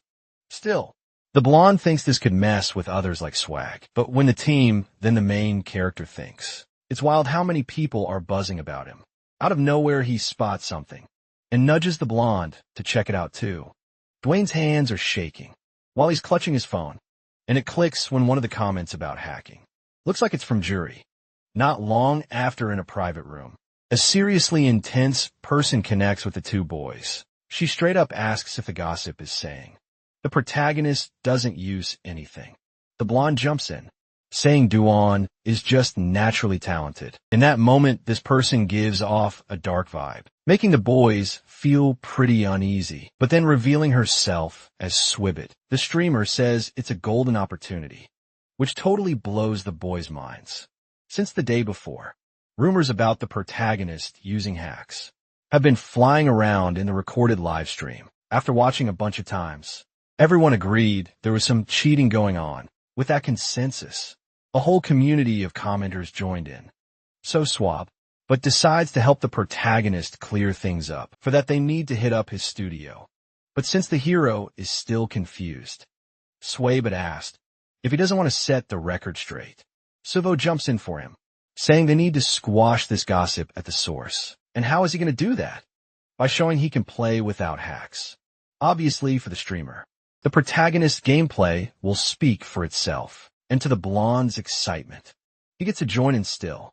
Our hero is stressing that he really can't pull it off. At first, his friends are curious about what he means, but Dwayne just yells that he won't explain anything and bails from the lobby, leaving the streamer feeling like he messed up, and the blonde unable to clarify anything. That night at home, before crashing, the protagonist thinks he needs to explain somehow, but he can't, and when he grabs his phone, he sees a message. Swainboat says he doesn't have to show up if he doesn't want to, but insists he can't let this slide.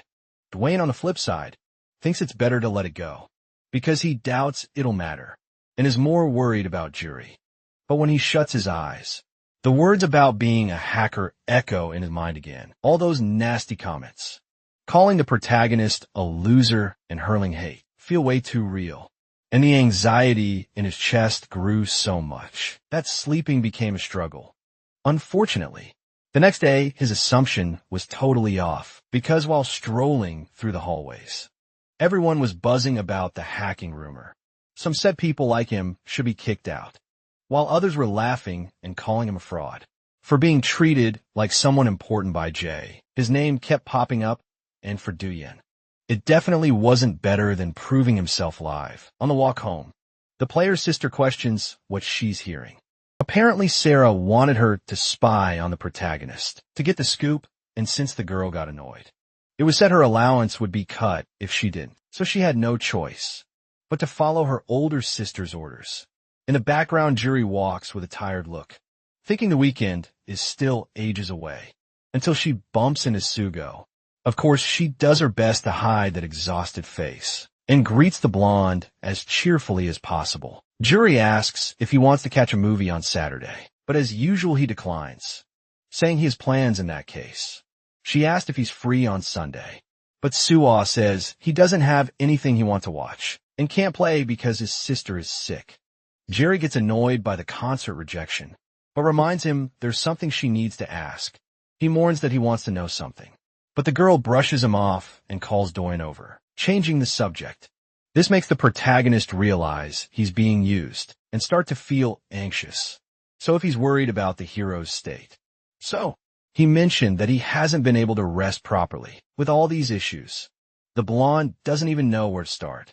In classroom 6 of the first year, some students are venting about a troll in a match they played, but what everyone's really talking about is the queen bee of the Seaborn blob, probably being at this school. A girl asks who it is. Then the boy spills that it's the one and only Juri, the pretty girl in class, because both her name and the school popped up in the blog's data. The question was why she was being targeted again, but apparently it was for having seduced someone to boost her ranking. The message left for Queen Bee, or Flower Juri, which was her nickname, spilled the tea on her first quick match with this dude. They hopped into the voice chat and started gaming together. And as time flew by, they got super close. He was in master rank, while Jerry was chilling in silver, always saying how much she wanted to level up. So being all smitten, the guy helped her grind until she hit master 2. Then they planned to meet up to celebrate.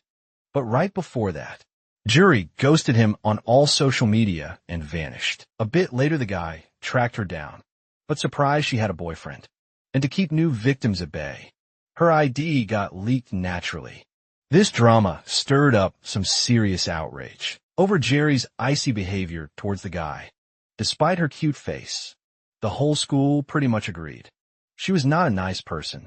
So, when a student named Hymena walked into the classroom, they quickly pulled her over. They spilled the whole story, leaving her shook, especially when she realized Queen Bee was the Jerry Yin she knew. Since Hymena went to elementary school with her, they asked her about Jerry's vibe. Still kind of hesitant, she apologized too, saying it's not cool to talk trash about people who aren't around. Asuho was lurking nearby. The students thought he might be the next target, and even though Hymena insisted Jerry wouldn't do something shady, everyone was already convinced anyway. When she turned away, that sad look on her face totally crumbled, because without even getting involved, she had already planted some serious doubt in her classmates' minds later. Suvo mentioned that Jay said to find Spellboy first, since he would be late, so the hero got it. And from his face, it was clear he was still feeling the heat. From the comments anyway, they waited for Spellboy to show up, until suddenly a sticker message popped up. So he said he was heading to the bathroom, leaving the hero solo to greet the new guy. After a few more seconds, a message buzzed on his phone saying he was there. Dwayne looked around trying to spot Spellboy. He could be either a bearded dude to his right, or an Asian guy to his left, or maybe he was just passing by. So Doyen thought he should do something to stand out. But while he was lost in thought, someone asked if he was talking to Ages or Psychopalm. Turns out this stunning dude in front of him was the player known as Spellboy. The protagonist almost fainted from the shock of reality before he could even respond, and hearing them call each other those weird names made some people walk by and laugh. They weren't wrong, since it was a gaming identity. But shifting gears, Dean really didn't expect someone so chill to have such a deep voice. Honestly, he didn't expect Spellboy to be this good-looking. Later, while some food was being whipped up, they mentioned the player was 21 and in college. Do-hyun couldn't stop thinking about how cool he was, from his looks to his voice. But then Suo straight up asked, why? He was way friendlier in the game than in real life, which made Spellboy freeze up. He tried to apologize, saying it was his first time meeting online friends, and started acting like he did in the game. But it felt super awkward. Honestly, the guy admitted that not having many friends, he didn't know how to handle this kind of vibe. Because in reality, he had this chill personality. But in the game, he was a total chatterbox, with tons of friends and zero fear. Anyway, they asked if he still wanted to join the team. And the guy said yes after all. He wanted to do his best to repay them and Swibbit, who pulled him out of a lonely time. But first, he warned that he needed to get close to Doyen to see if he was really a hacker or not. In the game, a one-on-one match with 10 rounds was about to kick off, and even though the protagonist was a bit shy, Spellboy wasn't much different. Despite the guy's hands shaking in the game, he played his role as a provocative chatterbox. Then Suo got hacked to see what would go down, and declared the start of the match. Right from the jump, Spellboy loaded his weapon, and dashed to see if his buddy was really good. But just as he was about to keep trash-talking, he got shot right in the head, cutting off all that smack, making him drop to his knees. And Spellboy, who had already played with legends in ranked matches, faced a whole new level of insane skill. After the match wraps up, the vibe gets super tense, and the main dude is totally freaking out. Out of nowhere, a Spellboy pops up, accusing him and demanding he switch computers. Sue tries to chill everyone out, but then another guy jumps in, saying they didn't even have time to set up any hacks. This dude tells Spellboy to recognize talent when he sees it, and of course, the boys are all kinds of confused by this guy. Sue steps in and explains, it's K9, but that just makes things even weirder. Anyway, K9 notices Spellboy acting different, so the blonde spittles about his shyness. Now chatting with Doyen, the ranker is hyped about the skills he just witnessed, while the hero is still trying to process everything. He introduces himself by his real name, which makes K9 want a one-on-one match too. Spellboy is itching to bounce from the chair, but what really throws Doyen off is seeing the team's tank. For some reason, in tears, K9 instantly gets worried about being judged for making a teammate cry. But Spellboy's words hit hard, revealing he feels bad for not knowing why. Doyen hides his skills from everyone. At first, the main dude is lost, and the others are just as confused. Soho jumps in saying he's kind of like Spellboy, all introverted and stuff. A month ago, he couldn't even share his thoughts, but he's made some serious progress. Spellboy suggests recording a hand cam without showing his face to tackle this issue, but K9 laughs it off, saying, those who call the main dude a hacker won't buy that. Still, that bad vibe lingers in Spellboy, especially knowing how many people are trashing Swipe. But, apparently Doyen had no clue about all that, being the one who blew up the hacker rumors. The streamer was getting roasted.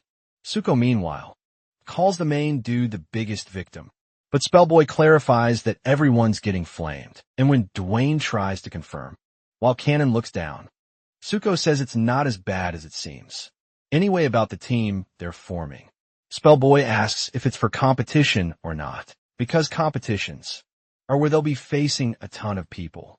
So he's not joining unless Dewey publicly takes back what he said first. Later that night, the main dude starts stressing about having to show up in the competition. Thinking about his friends getting judged makes him sad and super reflective. But that thought gets interrupted when a loud, angry bark nearly makes him faint. The angry barker, just a tiny dog. And guess what its owner is? Jury, who's out for a stroll, even though Rose is only 9. She's still a little menace. Anyway, she asks why Do-hyun isn't with Suho, and if something's bothering him. Especially since he usually seems way more hype than the mopey look he's got now. Dean spits it, saying people are suffering because of him, but he's still scared of being judged.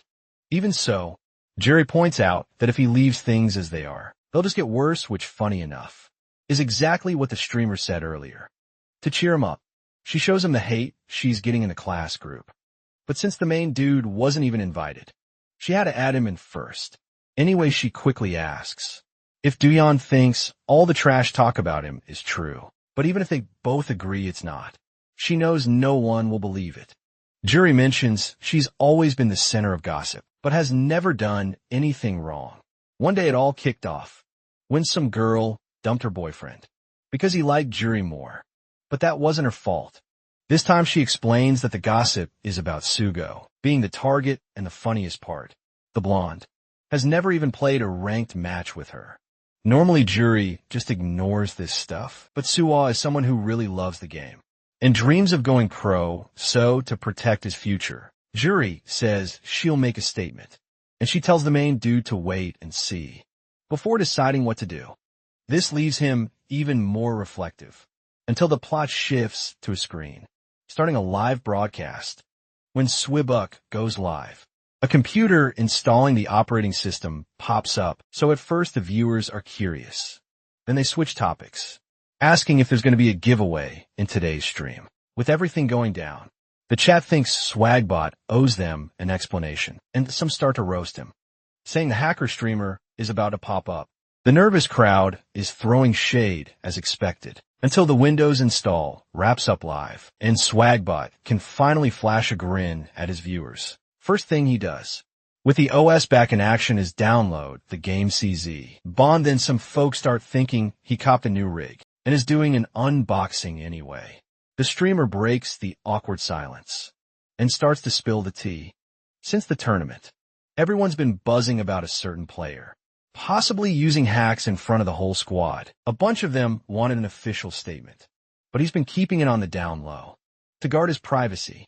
But these rumors have stirred up drama, not just among players but also the whole community. So the accused player asked for this chance to clear the air on all the accusations. As they saw, the stream showed the OS install from scratch. They verified that no shady programs were installed besides the game, so Swiba claims this is the perfect moment to squash those nasty rumors without wasting time, while the player in question gets a warm welcome. Dwayne remembers what Jerry said about doing it right, so all the haters get silenced with his skills. Just like that, Psycho Pump is invited and actually shows up, but he's shaking and rocking a mask. That sends the chat into a frenzy. Before they kick things off, Swiba asks him to introduce himself, and the kid does, leaving everyone stunned by how young he looks. To clear things up, Dwayne drops that he's only 16, and the streamer says he respects him for his bravery. From the tired look on the kid's face, it's clear the rumors have been a total nightmare, and Dwayne confirms shaking, saying he's had some wild nightmares at night. He really wants to bounce home, and the viewers feel a bit of sympathy anyway, with his hands on the kid's shoulders. The streamer tells the audience that Psychopomp deals with panic attacks. He tries to tell them not to stress, which makes the kid blush, but also fired up to show what he's got. When asked why he switched gears, Dion says he doesn't want to hurt anyone. So if he makes it clear, he's going to prove his skills are legit. And to back that up, the streamer says he'll be there for support during the stream to prove they're live. Swibug shows a clip of the day's news, and he asks the kid to hop on the computer, where they just installed the game. Without wasting a second, the kid steps up and mentally apologizes to Subwa for not acting sooner. Bruce. He thanks the blonde for believing in his innocence while setting up the game. A quick recap about it is given, covering his ranking on the other server and his experience as a master rank, and the fact that he's already a grandmaster level man. Swagbot quickly mentions a ranked match is about to kick off.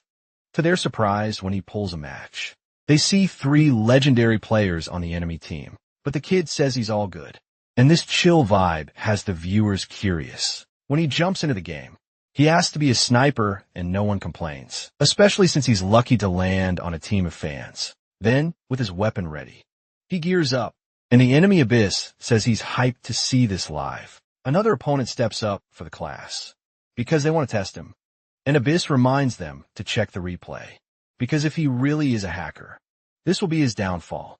When a match kicks off, everyone focuses on the kid, who's in an open field on the other side.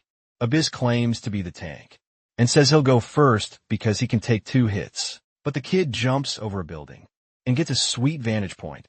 As a sniper, he locks onto his target and in less than a millisecond adjusts a mouse for a perfect shot. Even though he gets hit, the enemy still has no clue where it came from.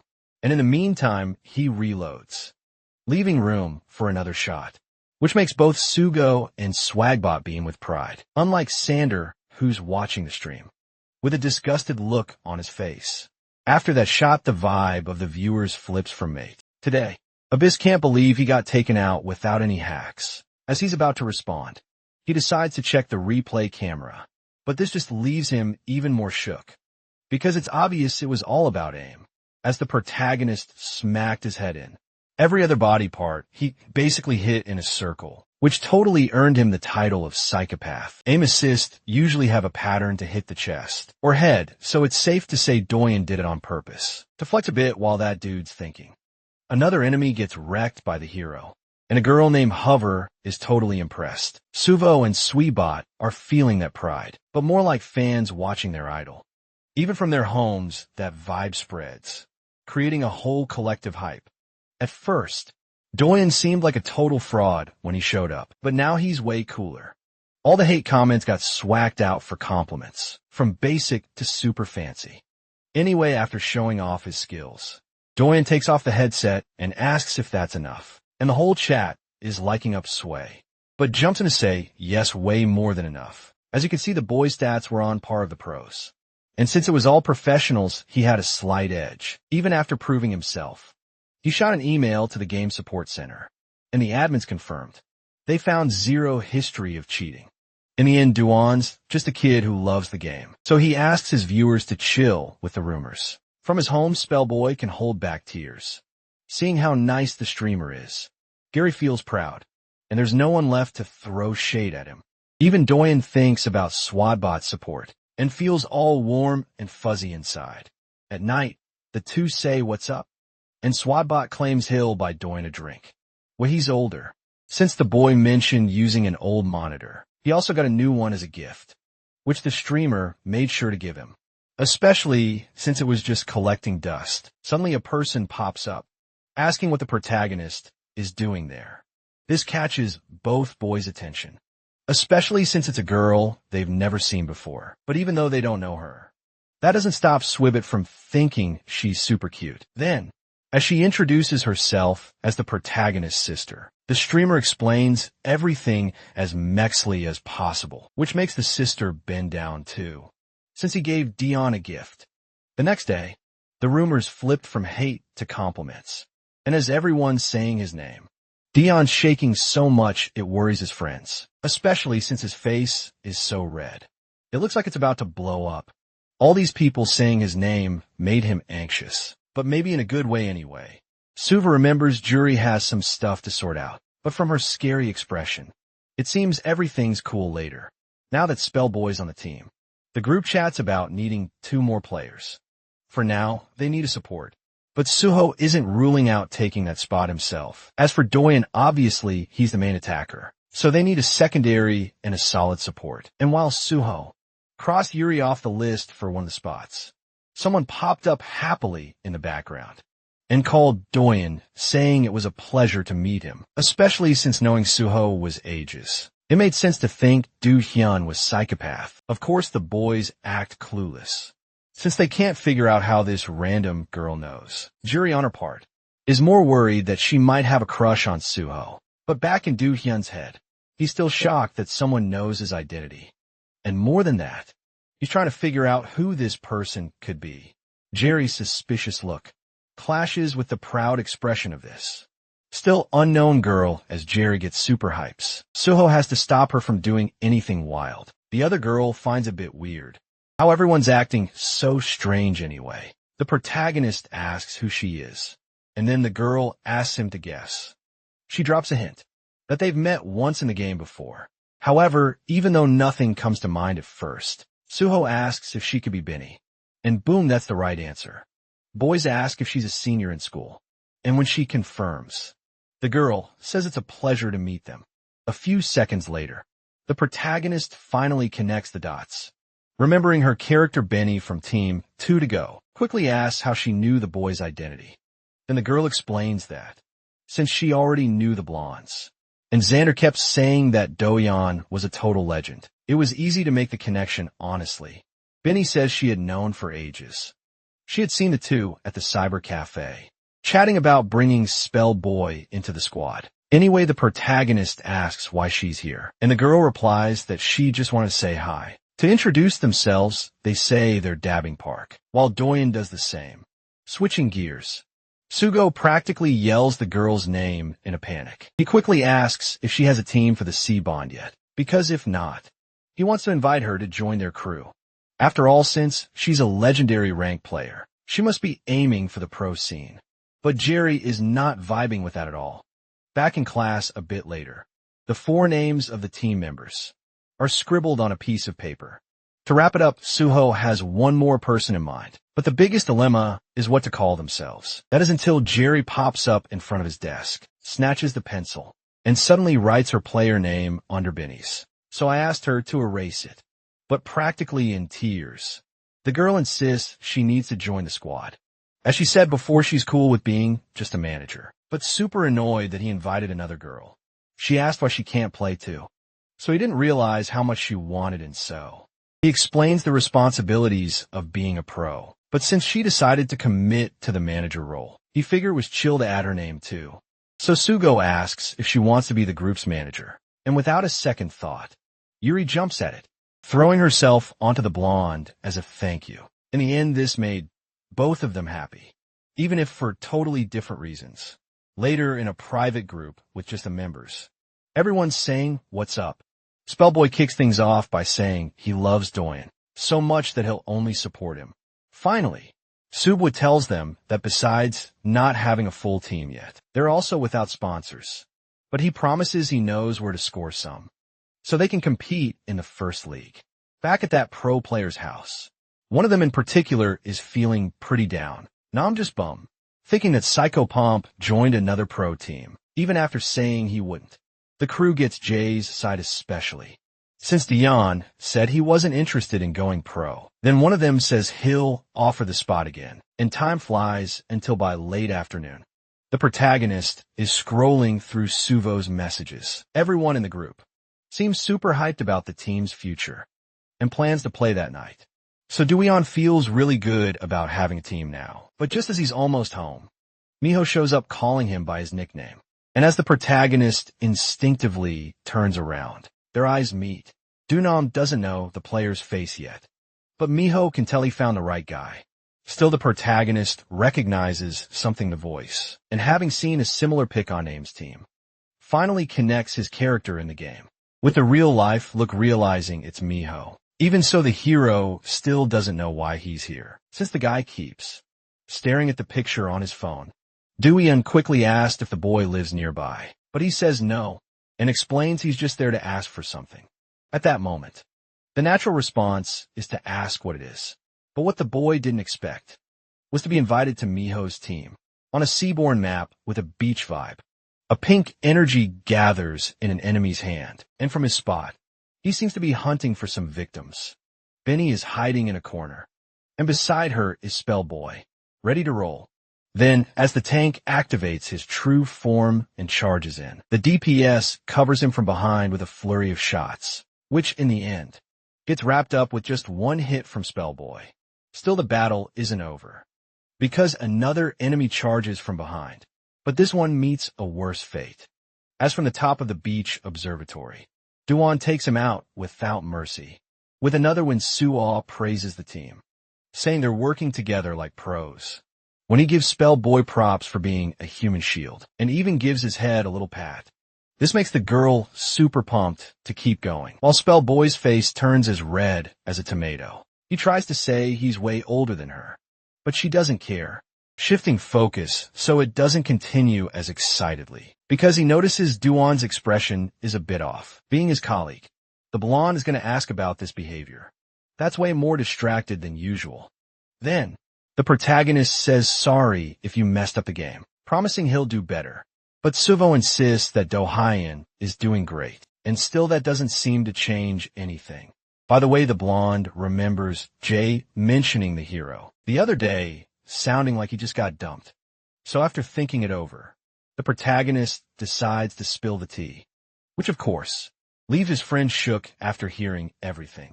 Honestly, it makes total sense for Do Hyun to be no one on their recruitment list, and he's even more mind-blown when he realizes it's something else. He shakes the protagonist, saying he could gone pro, but Do Hyun shows zero signs of regret, which totally surprises Sugo, because in the end Do Hyun chose to be on their team, and that fired him up to do his best, even though deep down the protagonist still felt kind of bad for turning down Namjoon Mino. Flashback to that meeting, when he was offered a chance to join the team. Do Hyun was super confused. First Jay hit him up with a proposal, and now Mino was trying to recruit him too. But he made it clear he wasn't joining, which totally caught the pro off guard. When Duan didn't get a response, he tried to grab Mino's attention, but the dude was lost in thought, since he got rejected on the spot. In the player's mind, the protagonist turned down Nam, because it was too sudden, and he didn't know much about the scene. Since he joined another team, he probably knew what being pro meant, still having tossed that chance away. Mino thought he needed to sweeten the deal with cash. What asked the protagonist? Said he only knew a little about their team.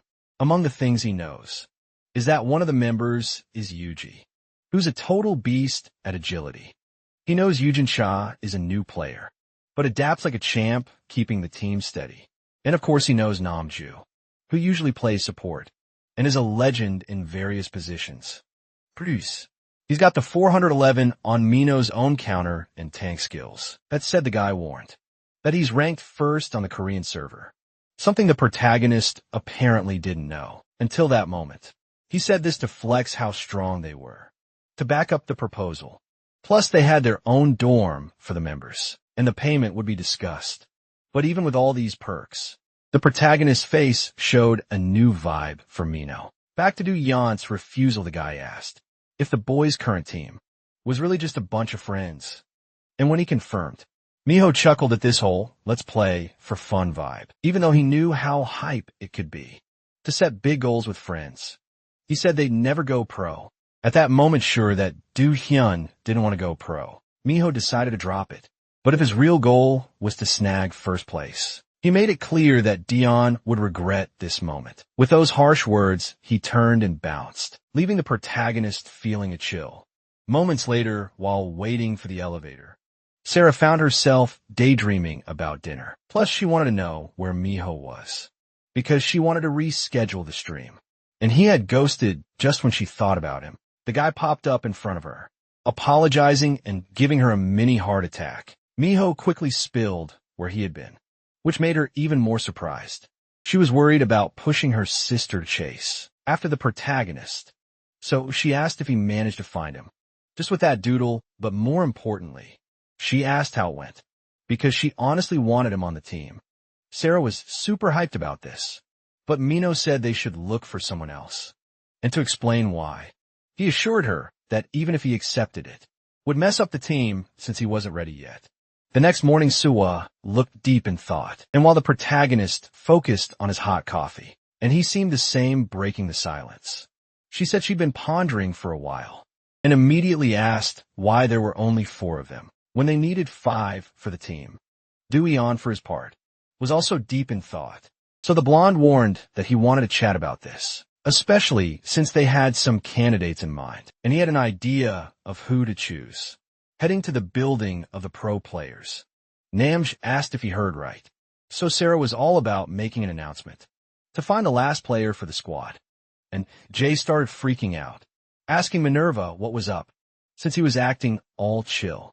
He wanted to know why Miho didn't just recruit Doyen, since they'd already met. He was super curious about what went down. But of course the main dude was all nope again. Anyway, Miho kept pushing the idea that it's better to just forget about him, because they could totally build a way better team if they snagged a 5th player. Sugo was vibing with that thought, and he started talking about the support he recommends. To give some context, the blonde said Benny probably played a few matches with him, because he's none other than the legendary support. Yummy.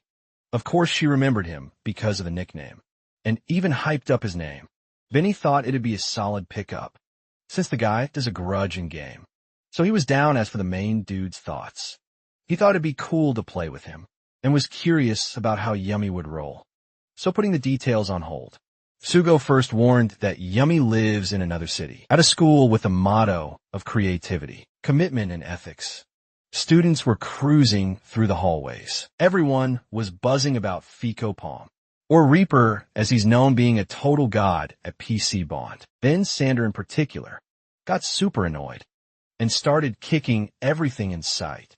He made sure to say that DN isn't that great and calling his classmates clueless. He threatened them that next time, he'd wipe the floor with them.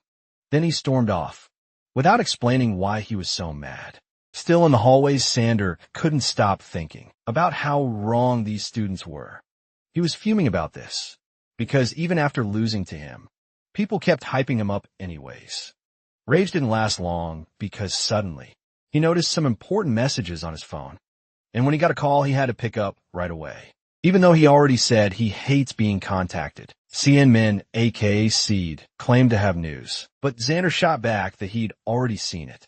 The truth is he was also thinking about it, because after waiting forever, his big chance popped up with a recruitment announcement. From Am's team sometime later in the game, Spellboy asked if it was true.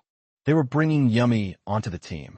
When Suho said yes, the boy mentioned he played a few times with him. Then the blonde thought it'd be smart to jump into a game right away. To test things out, so they started by putting that strong candidate in the match back at school. Sarah figured out from her sister's info why Jay was so ticked off at Mino, while the girl kept chatting. Her sister insisted she wouldn't keep spying anyway. She just hung up on Sarah while a girl rushed past.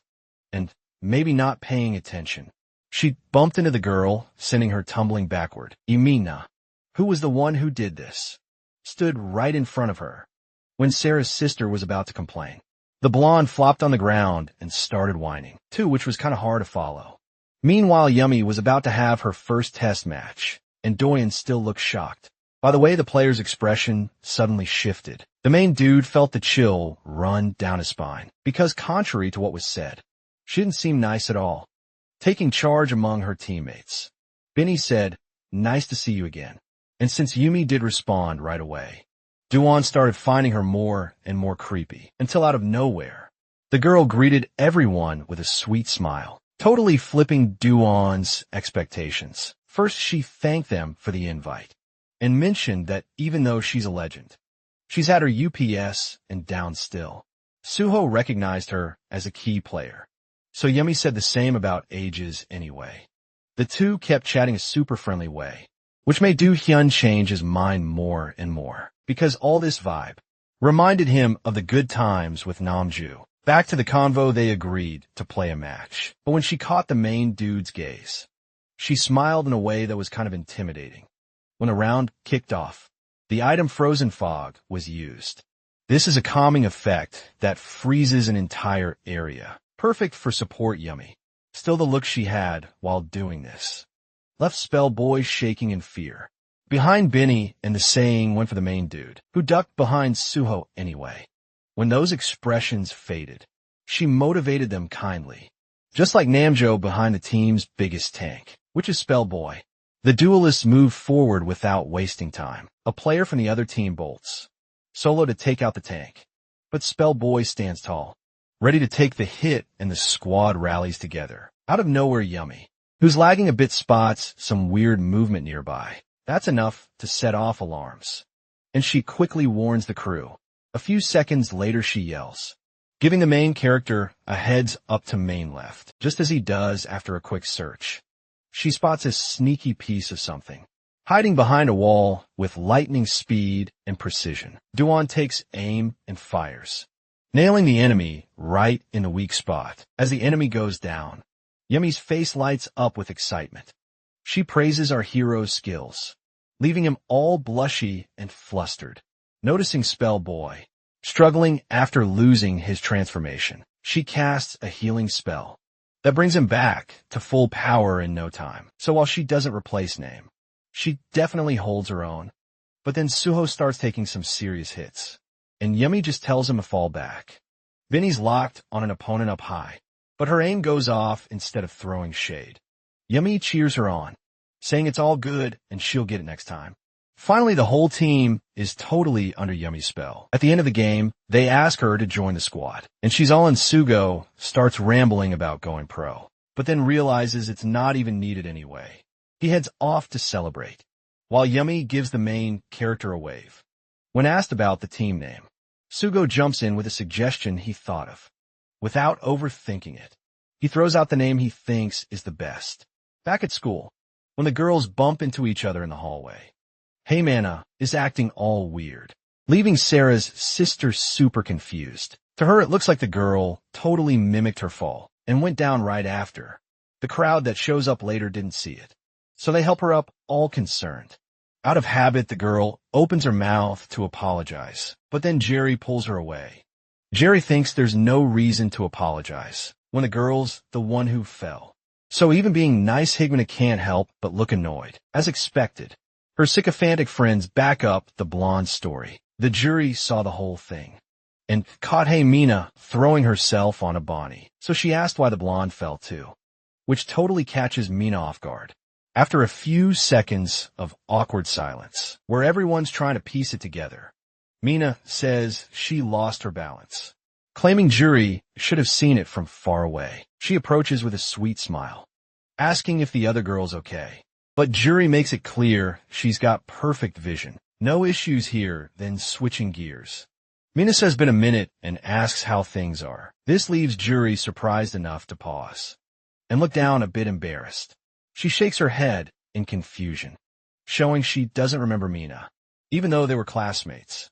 Jerry really doesn't seem to care much, but just in case, she says it's nice to see her again. In the end, even a blonde's friends are a bit mesmerized by Jury's vibe. Then Mina's true feelings bubble up, and her fury shows anyway. Bonnie struggles to speak when she's cornered, so being defended like that, she starts to admire Jury for real. Back in class, Jury hears about this Yumi, who snagged the last spot on the team. Since they want to practice more as a squad, Sugo asks for a practice match. Being the team manager, Jerry jumps in to help without a second thought. As they say their goodbyes, Sugo asks when the schedule will be ready. At some point after that convo, Jerry types on her phone but starts to freak out. She just realized Sugo told her to do something she has no clue about. The blonde mentioned arranging a scrim, but Jerry has no idea it means practice match. The worst part, she can't ask Subwa since she's the manager. But just when things get tense, Bonnie shows up with a gift to explain. She says it's her thank you for the other day, leaving Jury totally surprised by the gesture, especially since she doesn't even remember helping Bonnie with anything. And, of course, this makes Bonnie's happy face drop completely. In Scream, she warns about when she fell and got help, but Jerry brushes it off and the girl says she's fine, even though her hands all messed up anyway. She spots Jerry's phone with the search tab open and asks about Scrim. Jerry freaks out and yells for her not to peek in her phone. But Bonnie's still curious if it's about TZ Bond, which gives Jerry a light bulb moment. So, without wasting a second, she grabs Bonnie's arm and practically drags her along. Bonnie's walking thinking she messed up and gets super anxious when Jerry starts talking. But all she asks is if Bonnie knows what scrim means, and Bonnie quickly says it's a casual match. Suddenly, Jerry's worried face lights up with excitement. Later, Bonnie explains that these matches happen before real tournaments, and since searching for other terms is a no-go, she suggests typing Cybin Scrim in the search bar. Finally, Jerry finds scrimmage in the informal dictionary. Bonnie's like, I've never played, but I know what it means, without dropping her sister's name. Jury asks how they can make this happen. To give some context, Bonnie spills the beans about being a team manager, which accidentally connects her to Du Yen. In Bonnie's mind anyway, Jury's super serious about needing to sort this out, so Bonnie's all in. She decides to help with whatever it takes. Jerry asks how they'll pull it off, but Bonnie clarifies she has a friend, who's also a manager, and they swap numbers. But when she gets home, reality hits her hard, shattering her hopes. Bonnie asks her sister for help multiple times. She wants to know how to set up a scrim match, but Sarah's not having it, especially since Bonnie hung up on her last time. While she was talking about that, Bonnie tries to apologize. But remember, she's already asked for a lot. Sarah thinks it's weird. Bonnie's making such a specific request, since she doesn't even play. So Bonnie has to admit, she has a friend who's curious about it.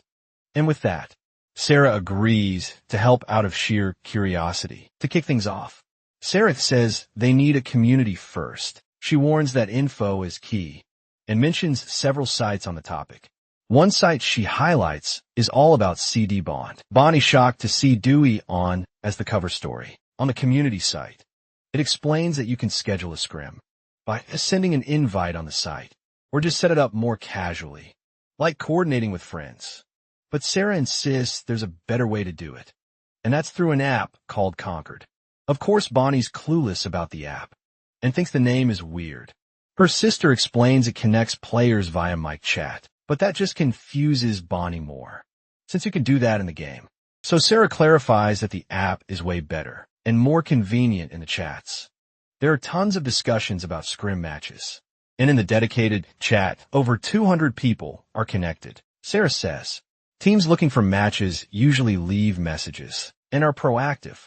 That's why she tells Bonnie to just drop the date and wait for a response, or if not, slide into DMS with the player's private contacts. With that sorted, Sarah says she'll invite Bonnie to the group, but not really paying attention.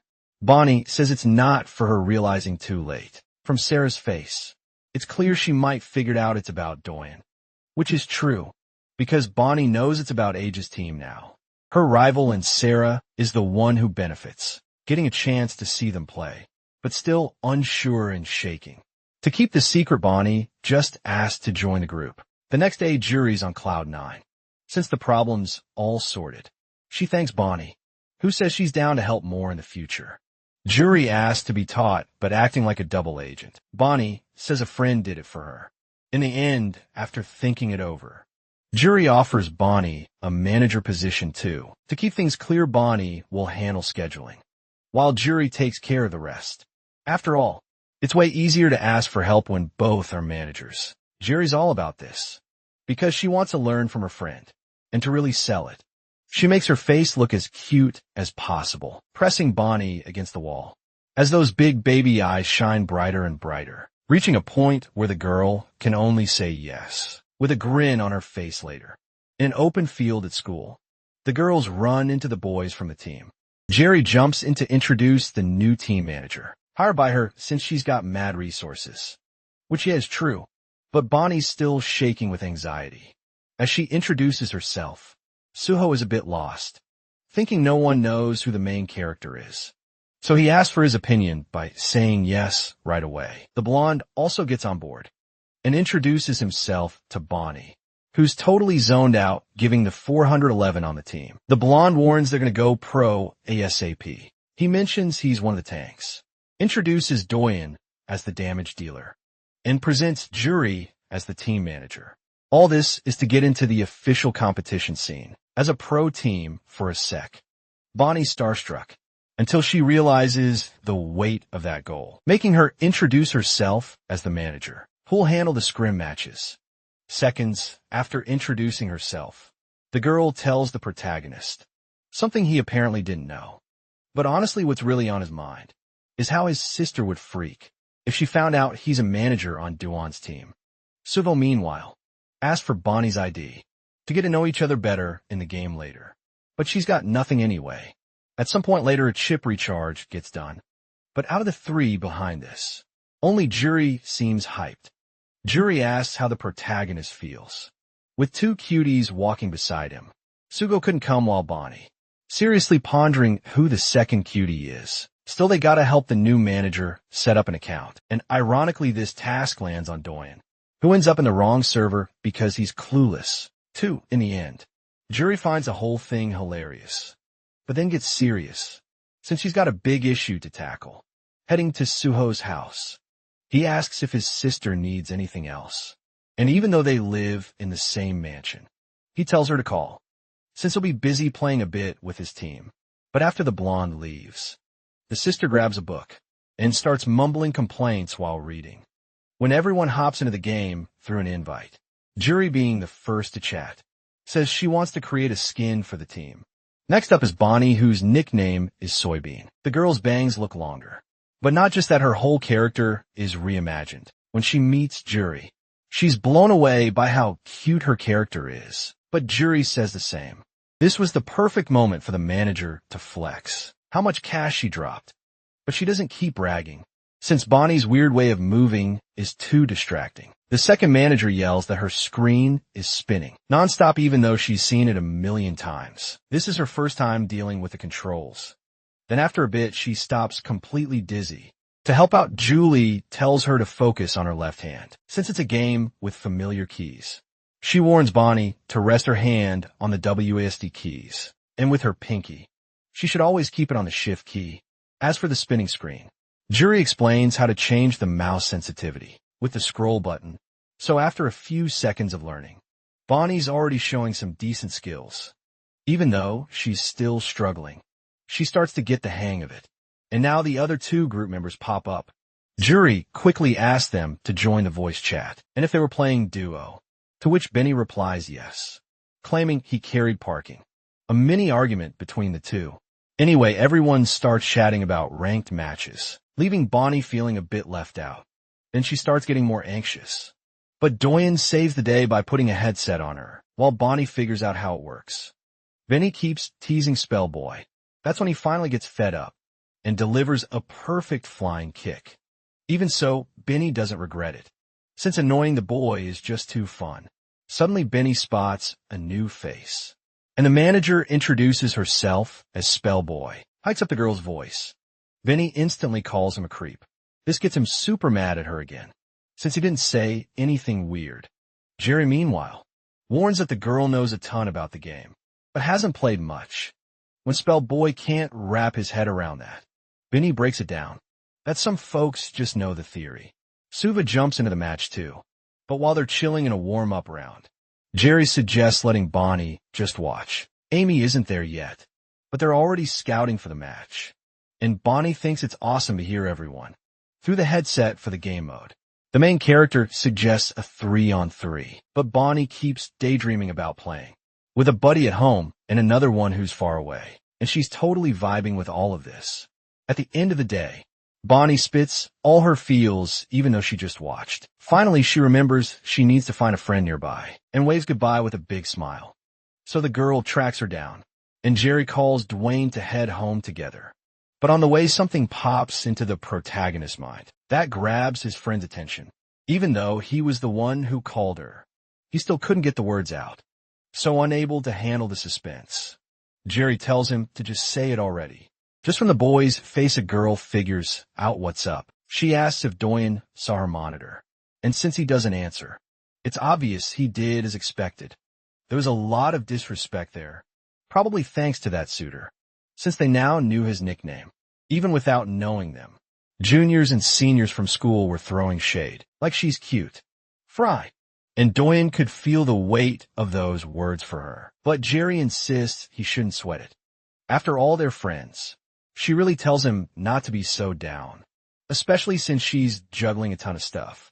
As a manager first, she's got to sort out the uniform, plus the marketing and motivation for the team. She's even seen managers making lemonade for their players, so getting distracted isn't an option. Meanwhile, Bonnie's friend asks if she got closer to Juri after falling then. Bonnie says that even though she's tough to approach, she's super cute about their night. The girl spills all the gaming fun they had at the cyber cafe. That was her first time playing, and it was a blast. So even though she wanted to keep showering compliments, she decided to chill there. At the house of the pro players, two members are scratching their heads over the team's strategy. Miho stays quiet. And no matter what Namjo insists, it still isn't enough. Both Sarah and another dude who seems to be a manager look a bit worried. The girl mentions that her pick will be a solid damage dealer. But Nam says mistakes won't fly, because they're not looking for a player to train, but one who's already ready, even though he was ranked first. Jay stuck to his guns and said no. Both Yuji and Yujin had never seen Jay act like this before, and the same goes for the managers, who thought they should chat later. So before anything else, they switched the convo and hunting for snacks. Eugene asked why it's only them who have to go, but they managed to roll with it without arguing. Finally, after the 2 bounces, the manager thinks hard and calls Jay for a serious chat. Namjoon keeps thinking the new member needs to be top tier. Then the girl asks to give the guy a shot, since he's more than qualified, saying the Reaper isn't the only good DPS. The male manager cuts in saying he heard a rumor about a debut competition in China next month, so naturally, Nam starts to freak out, while Miho stays super serious. Bonnie's sister warns that the news will probably drop the next day, but even though it's a big event, they can't join since it's only for Chinese teams. So the manager mentions that in Korea, they've been contacted by people from all over the globe. So the girl asks if Jay knows what that means, and with a grin, he gets that something national is on the way. Exactly for that reason, they need to recruit a new player.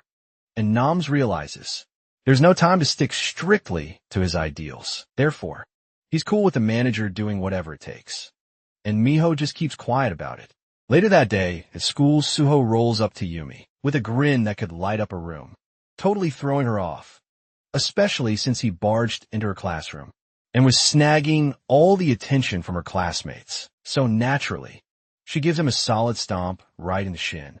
Once they're alone, she asks what the blonde wants. But Suwa just says he's down to chat. He's curious about her thoughts as a legendary level player. So Demi straight up says she's not there to complain. She's a solid healer and can't throw shade at Dawn. Plus, Benny gives a shout out to Spellboy, saying his movement lines are clutch for rotations. She doesn't ignore his habit of ghosting the team. Sometimes, honestly, the only one Benny's worried about is the blonde. Himself, he was supposed to be a damage dealer. After all, Benny calls him out for having more deaths than kills, but instead of sticking to support, she suggests he dive into the tank class. Surprisingly, the blonde takes this with a smile. Yumi's left confused, since you'd expect him to whine about the critique. So she returns the honesty with a gentle pat and some words of encouragement. Switching gears, they both agree that Suwa's got a lot to learn, even being just a year younger. And about the managers, Yumi thinks they're doing a solid job. Even though she wasn't a fan of Jury at first, she came to see her worth. And Bonnie's the same by some twist of fate. They're all in the same year. But Suho admits he still doesn't know Bonnie that well. Anyway, Benny says she's got a question about the protagonist's secret identity. She wants to know how Bonnie reacted when she found out. In her head, she bets Bonnie fainted, realizing her classmate is famous. After sharing her thoughts, she asks again, but the blonde seems to zone out. Vinny presses the question, and Suwa starts to sweat a bit, until he finally spills the tea she's waiting for. After that, Shaggy's thinking solo. First convinced Bonnie doesn't care about the game, but then he remembers. Benny praised her for her tactical eye, so there's definitely something off. If someone uninterested knows that much, breathless, a desperate player screams into the void. But he doesn't stop running for a second, because with all the healers gone, he needs to regroup with his team. At least that was the plan, until he spots someone lurking. And it's Sander. The dude can sense something's off, but Sander pops up behind him way too fast. And as a healer, all he can do is scream, before getting taken out in one hit. A second later, one of the fallen player's teammates shows up to face off with Sander. So the player yells for his buddy to take him out. But even though he's determined, the assassin just does what he does best, leaving the 2 enemy players to duke it out, after getting wrecked by just one guy. Snagging 2 easy kills makes Sander's day, and since he took out the main healer, this round is his, but only in his head, because suddenly a message pops up saying, 4 allies have been eliminated. Xander can't believe it, since he just took down 2 enemies solo. But it's true because without communication and skill, having the numbers doesn't mean squat. So logging off, Xander's stress level skyrockets, and he's about to lose it. But when he hears some noise, he has to mute his mic ASAP. His mom popped in to say dinner's ready. So once she leaves, he turns his mic back on and curses out each of his teammates, which of course makes them turn against him. One of the allies asks if that's how Xander talks to his mom, with that mouth, and tells him to show some respect. But Xander doubles down on his rants, and especially for the ally who wasted the ultimate. He tells him to never team up again. Sander claims his teammates are a bunch of subhumans, with zero brain cells, so feeling hurt. They tell him to hit the road, and roast him for getting humiliated by Duan at the Swag Cup, but Sander just fires back, telling each of them to shut it. In the end, the allies even thought about dropping the convo, which just made Nefarious even more annoyed. However, one in particular just peeped that behavior. Without saying a word then, when they naturally lost, Xander tossed his mouse up in frustration. And to make matters worse, the buttons on the mouse popped out, like a Beatles knows some time later. In a custom room, the player's seed hops in. Nia Phyllis quickly mentions being in a bad mood, but she's not about to dwell on that. In fact, the girl gets straight to the point about how things are going. Then he thinks for a second, spills that he's got a super important interview the next day. For Seed, having an interview means he's already in the running. And even though he's not totally sure, Sander happily agrees that he might finally become a pro player. After all, when that happens, he can forget a bunch of bad stuff anyway. Sander says, with determination, that he'll crush these obstacles, and even without saying it. Seed knows he will after that custom match. A message pops up on the boy's phone, totally catching him off guard, since there shouldn't be anyone hitting him up. At this hour, he goes to check. But there's a nasty surprise, because the manager in charge of interviews just canceled it without a word. On the flip side, Swibe was also surprised, but for a totally different reason that made zero sense. However, instead of being bummed or annoyed, he was hyped to meet the expectations of a certain request. Elsewhere in the city, coming back from the market, Duan asks his sister to hold the rest of the groceries, but she's not about to be a bother. Still, the protagonist insists she worked hard, but the girl shoots back that he studied hard too, and the two share a chill moment together. Being real, the sister says, studying isn't really in the family genes, but she's glad he's not being lazy anyway. The girl asked if he's really going to keep talking to himself in his room every night, and the protagonist explains that he often plays with his friends. He worries about being a nuisance, but now that she knows the reason, the sister doesn't mind, even though he's not studying as much, as he usually plays all night. Switching gears, the protagonist talks about thinking of upgrading the computer. So the girl asks if there's any problem to fix, and he admits a bit shy that there isn't. But since Dwayne doesn't usually ask her for stuff, the girl just asked how much it will cost, which obviously makes him super happy. Previously, Suvo had helped with his old case, plus 8 gigs of RAM and a borrowed graphics card, so the protagonist asked for 500 for the rest of the computer parts. Clearly, the sister was not ready for that number, especially since Dwayne must be cheap, since he borrowed most of it. Right away, the girl starts thinking about the bills, so Dwayne pulls back the request. However, since that wasn't what she meant, the sister assured him she helped when she got paid, and gave him some cash to grab food with his friends. Switching topics, the sister talks about the hero's other friend, because he keeps helping giving away old stuff. Like the other day when he brought a monitor. Anyway, she remembers. It all started because of a smart aleck dude, and Doyen hits the nail on the head when he thinks she might be talking about Sander, which makes him a bit down. At the same time, in the city, in front of a huge corporate building, there was the very person they were talking about, with a determined look going back in time. C complained to Tom when she found out about the interview getting canceled, and it was her suggestion that made him visit the agency. In person, responding to that message, he shared his thoughts, and at least they agreed he could come by. So now the boy knocks on the door, waiting for a response that soon comes. Then he walks in asking for permission. When he sees it's no Fellas there, an employee greets him. He asks the boy to sit down and checks if the place is to his liking. It also offers drinks, but since Andrew declines, he gets straight to the point. First, he asks if the young man wants to hear the details. Then Sanders simply says he doesn't get why they cancel the interview, when suddenly the corporate guy admits that Neophilus actually had everything they were looking for. This makes Sander even more fired up and demand a test within the game. However, even though he gets why he's upset, the employee wants a first. explained the standards they look for when recruiting, as he is the manager of a well-known team. He was also a player once. But this was something new. Phyllis already knew, because it was impossible not to know his name. Simon Wan, as Xander already knows. The manager says that in TC, Bond players have unique rules.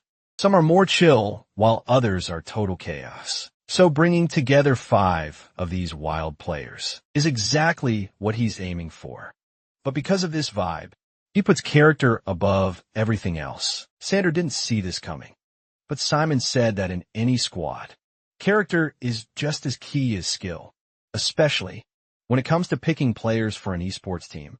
Still confused, Xander quickly asks what's up with his character. Then the manager spills that he still plays every day, and even if he's not as fire as before, he's still a grandmaster, so having played with the best. Simon showed what his character was in PC Bond. The truth is, he's faced a ton of drama playing with Neil Felice. To dodge the awkwardness, he asked if they could wrap it up there. Xander still wasn't vibing with it, but even while giving another shot, the manager was sure it'd be a waste of time anyway. After all that, the manager asks if there are any more questions. Then, with his head down, Xander accepts everything, but asks for the new test. Totally unexpected in this case.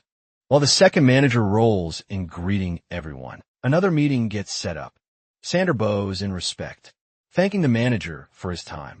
And oddly enough, he leaves without blowing up, which Simon totally thought would happen anyway. The managers were chatting about some new scoop, the Dwayne case. They were planning something for the scrim match. And sadly, Xander overheard while sneaking out through the halls. So being far from that room, he couldn't hold back his rage anymore. With everyone in a custom match, Suho reminds them that today is the day of their first scrim. With a snap of his fingers, the second manager pops up and announces they'll face a team called United Pizza Union. Among the team members are pepperoni, hot barbecue super supreme, double cheese, and Hawaiian. Apparently, they love pizza so much they combine their names. And even though they're lower ranked, Suho doesn't sleep on them. The first strategy is to bring Benny and Dwayne to take out the enemy tank ASAP. Then the manager says, the match will be split into 2 parts. And with everyone ready, the match between United Pizza Union and Death Brando, the new name of the team, kicks off. The protagonist team makes their move to position themselves on the field, and Dwayne stops at a solid distance to focus up. He spots 5 players right in front, charging toward the objective, just what the blonde had mentioned. Then Spell Boy realizes it's his time to shine, and transforms against a barrier that throws him off. The enemy's strategy was to set up 2 shields, one in front of the other, and since the protagonist had pushed up, he couldn't give the support he needed. Spellboy, who was also taking heavy hits, needed some healing, and with the enemy team set up, there was no room to compete with Molly damage. Having 2 shields and strong firepower, Crystal was snatched by the opponents. Suvo, seeing this, tells his teammates to regroup. First he says he'll cover Benny, and asks her to break the shield. Then the girl summons her heavy artillery machine gun and pulls the trigger without mercy to wreck everything in front of her. Pepperoni starts to feel the heat, but it's already too late because the shield's been shattered.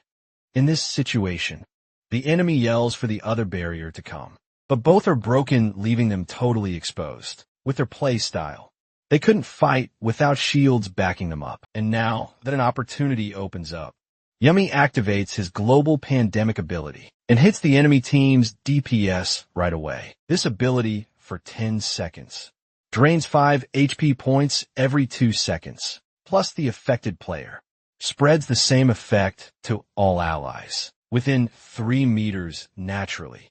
The DPS had no choice but to back off, but that's exactly what needed to happen for DN to take him out without breaking a sweat anyway. Things started to get desperate for the enemy team, and at the last second, all they could do was complain about not having a ranged GPS on their squad back in a custom room. The managers asked how the experience was. Suvu says he's down for 3 rounds, and Jerry mentions she recorded everything. Finally, Suvu's big question goes to Benny, asking her how she did in the game. But this time, The girl says she has nothing to complain about, much to the boy's delight. Spell Boy, for his part, says he felt more tense than in ranked matches, but Benny makes sure to cheer him up, telling him to just celebrate in any case. A message on the blonde's monitor grabs attention, but even though it's good news about an update, it turns out the game is going into maintenance. But way more important than that, a player named Swibbit suddenly hops into the match. When he joins, he greets everyone with a grin, and Spellboy especially is totally hyped. So hyped that Benny feels a bit left out, which is kind of sad anyway. Swibbit asks how things are going, since he knows about the scrim match. But then, switching gears to what he really wants to know, Sugo asks if what he heard is actually true. There was an announcement, and without missing a beat, everything was laid out, leaving Suho more skeptical, because apparently, they were accepting applications for a competition happening in Korea, and as if that wasn't enough, judging by the team's excited faces, Swibbit proudly reveals he'll be the main commentator at the event, being buddies with Swibbit. Both Suho and Do Hyun are stoked. Spellboy, of course, is also pumped, but on a whole other level anyway. Swibbit says he loves the vibe of the game, and is even more into the part where he interviews the players. But, knowing he still needs to level up his game knowledge, he asks Suho and Do Hyun for a little help later. Sui but tells the boys to go for it. So while chilling in a restaurant, Suho starts digging into his plate. He also asks if he can drink, but obviously Sui, but wouldn't let a minor do that anyway. While munching, Suho notices something's off with Do Hyun. He wanted to eat, but he's overwhelmed by all the options. This is his first time dining in such a fancy place and trying these gourmet dishes. But besides that, it's also his first time with something else. He's not ready to spill yet. Flashback to when Swaggit, randomly, said he wanted to have dinner with the two boys, since he'll be narrating the competition. It makes sense he should know more about the game and the players. That's why he suggested interviewing the two over dinner, which the blonde was totally down for. But being a bit different, Dwayne hesitated, saying he might not be able to help. However, both his friends shouted that he had no idea how much he mattered in the game. So if his friends believed he could help, he was in. Besides the two, the streamer wanted to interview someone else. But since it wasn't confirmed yet, he said he'd have to call them. First, Namju was first on that list. Was also the first to shut down Swanbutt's request. Without mercy, he explained he was busy with team stuff, and as always Miho said nothing. So the streamer had to roll with it, saying out loud that unfortunately, he'd only be interviewing Do Hyun and Suho. Maybe that was Swagbot's strategy, because when he heard the protagonist's name, his heart raced as he streamed the Swag Cup. The streamer said it made sense to call them first. Then Names changed his mind and shouted Miho's name. All the while the boy tried to remember his commitments. But Jay's insistence was so strong that he ended up crying and convinced his friend. Because of all this back in the present, the two walk into the restaurant. However, before reaching their spot, Nam starts sweating bullets, chill his buddy out. Mino jokes that the Reaper is just a high school student, but that only makes Nam's nerves go through the roof. Anyway, when the restaurant staff points out their table, Nam can't stop thinking he's finally going to meet the Reaper. But coincidentally, Do Hyun is also feeling anxious at the table. Finally, Nam introduces himself, and Sweetbot thanks him for showing up. But to his surprise, the Reaper is exactly how he imagined. In fact, even more familiar than he thought. Like a younger brother in the protagonist's mind.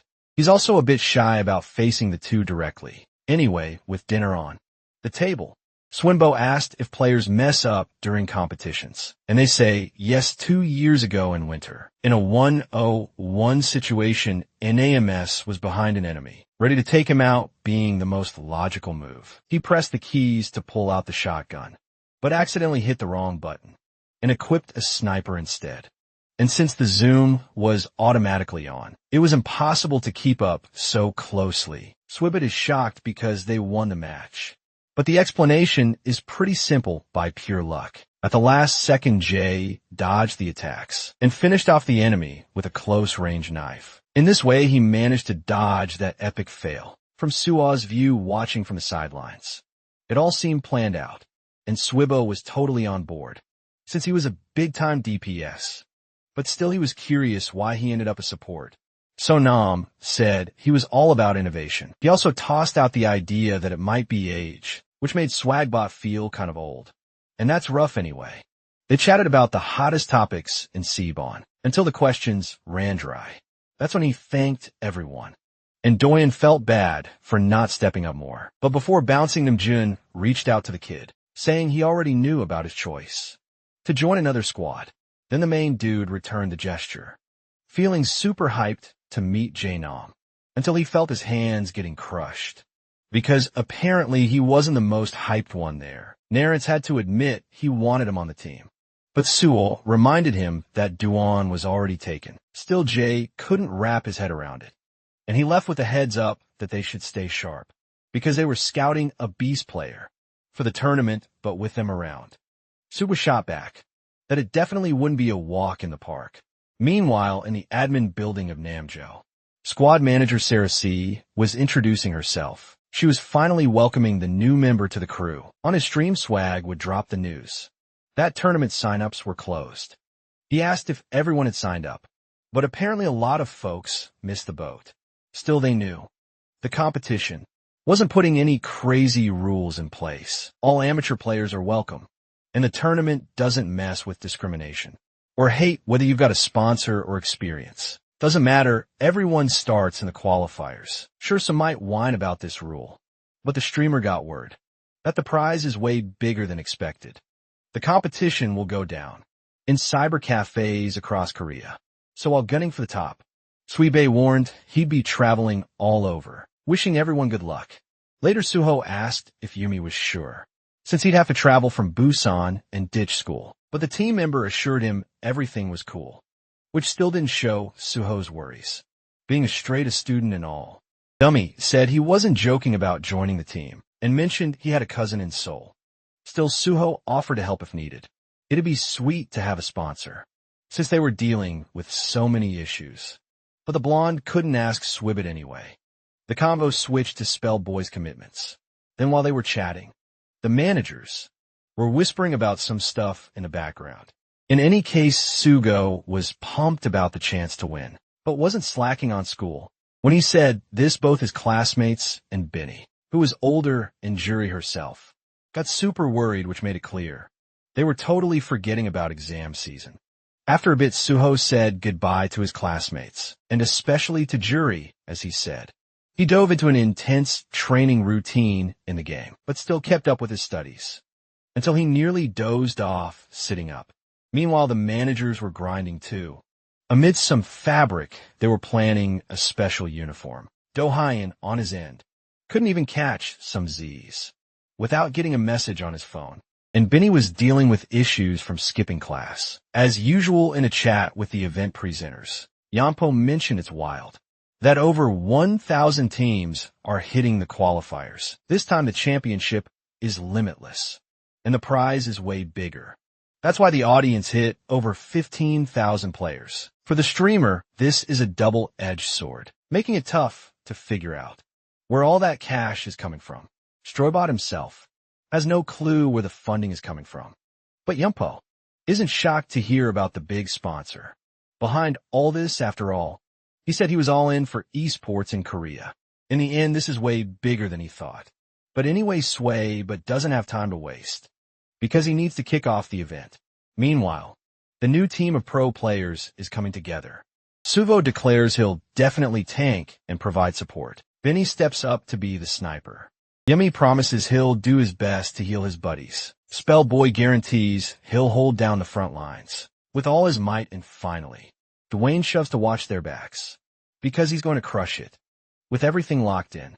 Soa then called his team Death Prado for an epic war cry, but then Benny couldn't help but roast the hero's speech, which made Suvo blush. Suvo, in turn, was all for his hype, especially since playing in cyber cafes is the ultimate pressure cooker.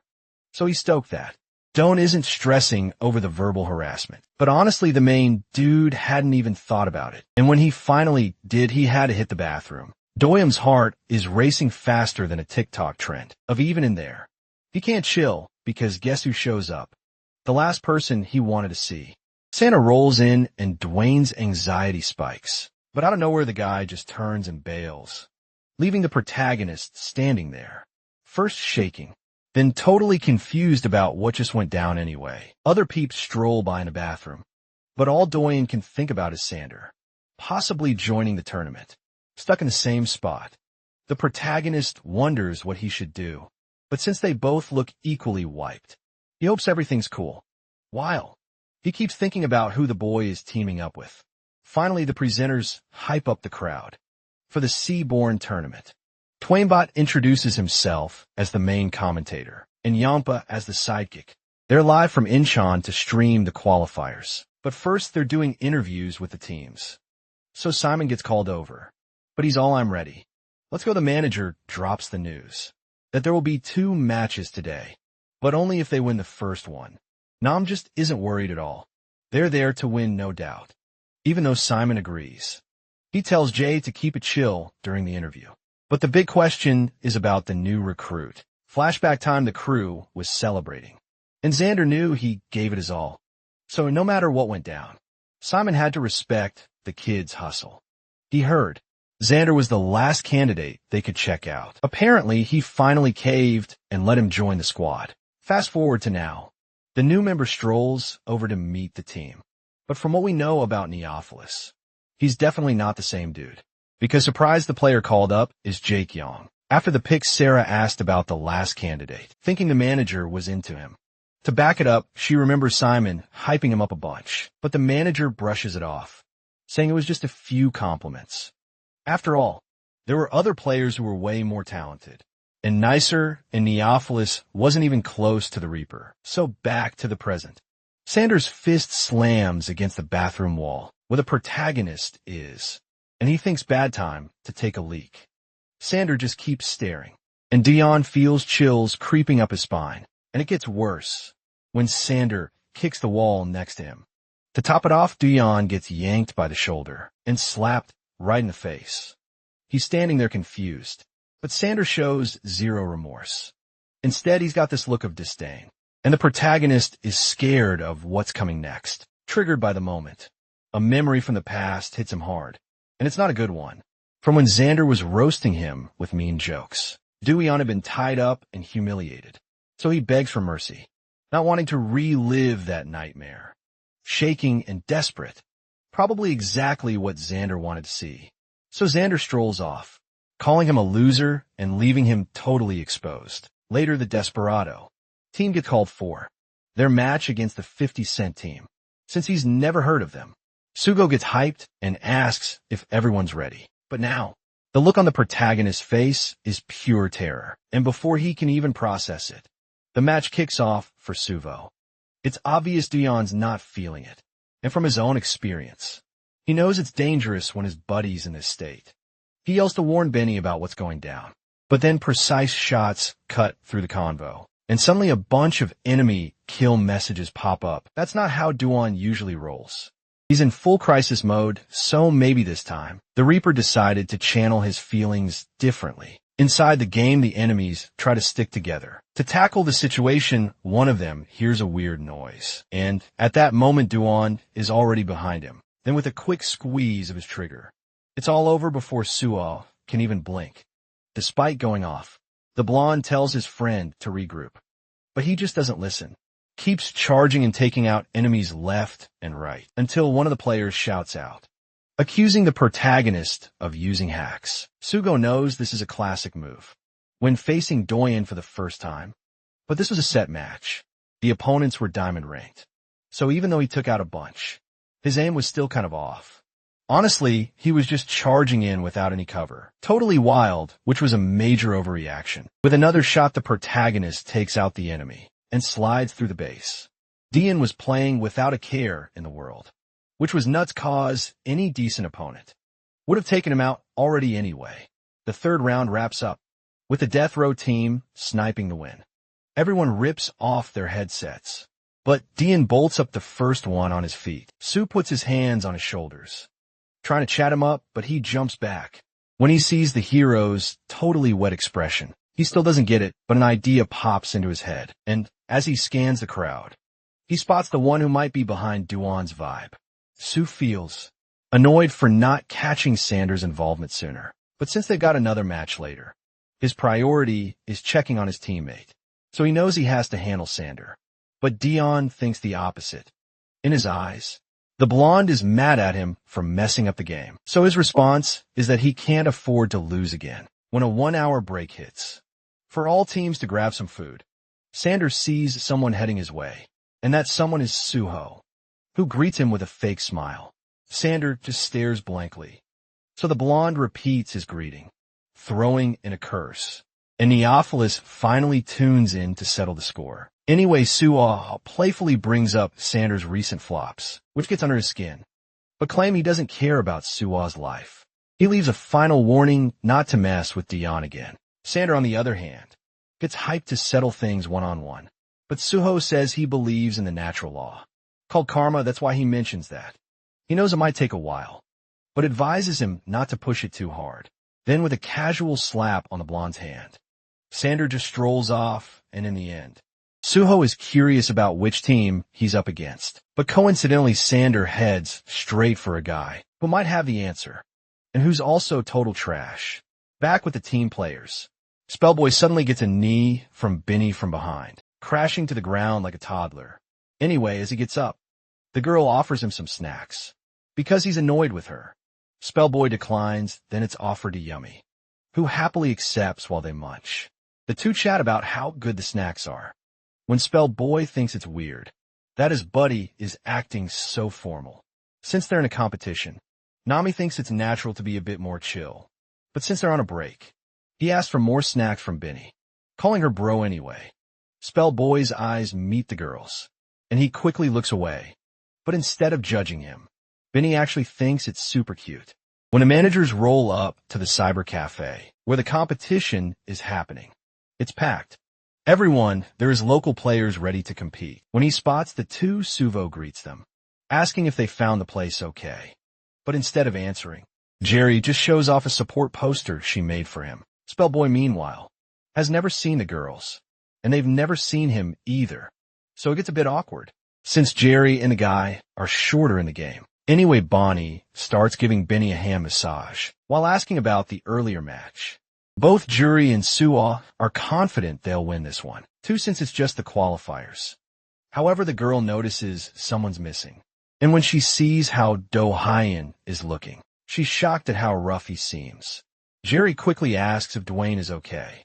Then Suho has to spill that they ran into Xander, and instead of being scared, the girl bolts off to get her revenge. Then when Yummy asks who she is, Benny just says she's a total lunatic. Back to the protagonist's perspective. With things calming down, he takes a moment to reflect. Bonnie sits next to him to ask about the earlier match, but he replies short and sweet. Anyway, she starts talking to herself about game strategies, and when the protagonist realizes what she's typing on her phone, he unexpectedly sees it's a type of art, featuring all the team members, which totally by accident lightens the mood a bit. Anyway, Jerry freaks both of them out by yelling that she's got Sander covered. Doyen hears her, but is super stressed about the clumps of hair in her hand.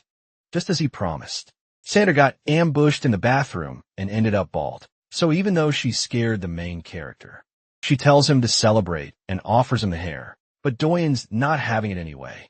It's finally time for Desperado to take on the Animal Friend squad.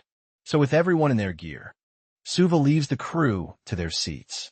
But then the blonde notices Sanders, also in the Burning Ambition match against Hello World, which complicates things. But even after all that drama, when Dwayne takes a breather, he realizes he's not shaking anymore. For the group's luck, when the match kicks off, Suwa checks the enemy ranks, and they're all below the master. And this time, Spellboy tells our hero to stay behind him. On the enemy team's side, their cute avatars are all, "We've never faced Death Brado before." So one of them suggests they should say hi, to be friends, but soon enough, that friendly vibe drops, showing this hi isn't as chill as it sounds. The group zooms forward at a speed that leaves the allied team shook. One of them, rocking a Jaguar avatar, locks onto Yummy, who's so stunned he can't even move. After all 5 enemies right in front of him, he's got no options. Yummy yells to his team that he's never been targeted so intensely. But Doyen tells him to chill, saying he's got this, and takes out two of them with a few shots. Su also catches an opponent, who's not great at dealing damage, and calls for the protagonist, who responding without a hint of panic. Makes him super happy just for that. He hugs his friend, saying he's proud of his progress, and for some reason Dwayne feels better. Sure, he's still scared of Sander, but memories of Jury standing up for him are flooding back from those times she defended him, just like now when she got revenge for him. All of this was aimed at helping the protagonist shake off that trauma, and it finally worked. Death Prada wraps up the match with a 2-0 win, moving on to the next day. On the flip side, Burning Ambition also gets announced, with a perfect victory, but even with Sander right there, and Sugo feeling salty about it. At least Doyen's feeling more confident. In messages, Sarah asks if her sister's in the next qualifier, and Bonnie replies that she is. Sarah gets the scoop on the 2 wins, and Bonnie hears about her older sister's team success. 2 anyway. Sarah already knew Death. Brando wouldn't go down without a fight. In the end, Eugene says they need to bounce now, so Sarah suggests hitting up a barbecue spot. From Bonnie's view, she doesn't get why Sarah's so into her team, but she definitely knows her sister's plotting something. Anyway, all that worry gets pushed aside a bit to focus on the moment.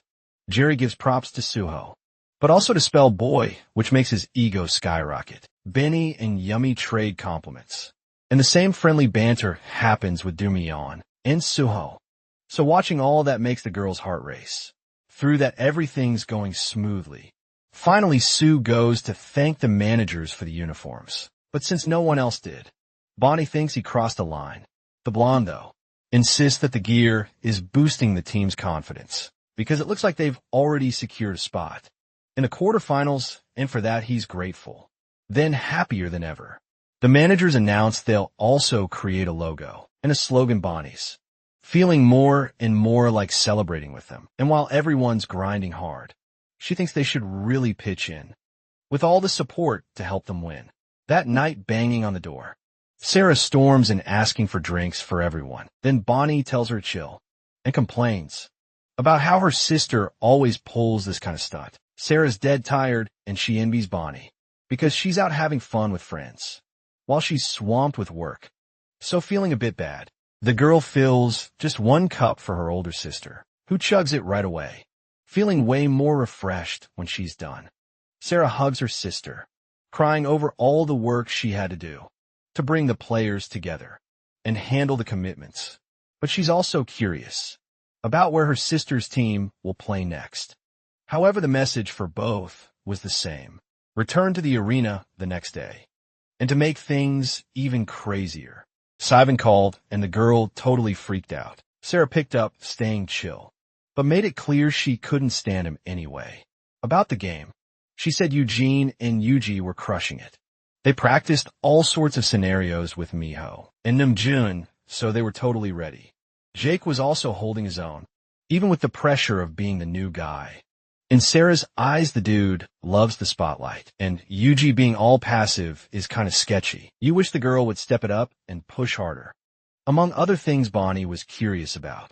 So when the girl hung up and tossed her phone aside, jumping on the bed to crash, Bonnie interrupted, asking to be taught specifically how to talk like her. She wanted the secret to giving epic feedback, so Sarah saw a chance and asked to watch Bonnie's scrim match. Bonnie tried to dodge the request, but Sarah was all in, saying it was the quickest way to help the team. Bruce. She made it clear she wouldn't learn to talk like her, just to see the game through her eyes. After hearing her thoughts, Sarah said Bonnie would get the hang of it, and could practice then.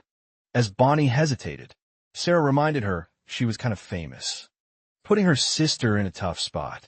But something way more important for her team was happening, because news about Psychopomp in the championship dropped in the group chat, and somehow one of them figured out that the Reaper was Doyen, from first year somewhere in the city. AG woke up still half asleep, since it was super early anyway. She wandered around the house looking for Eugene, but the first person she bumped into was Jake, who was doing some bizarre beauty mask thing. Yugi asked what he was up to so early, and the dude said it was his skincare routine. Since they were meeting fans, he thought it made total sense to keep his skin fresh, so she didn't question it. He even offered her some of his products.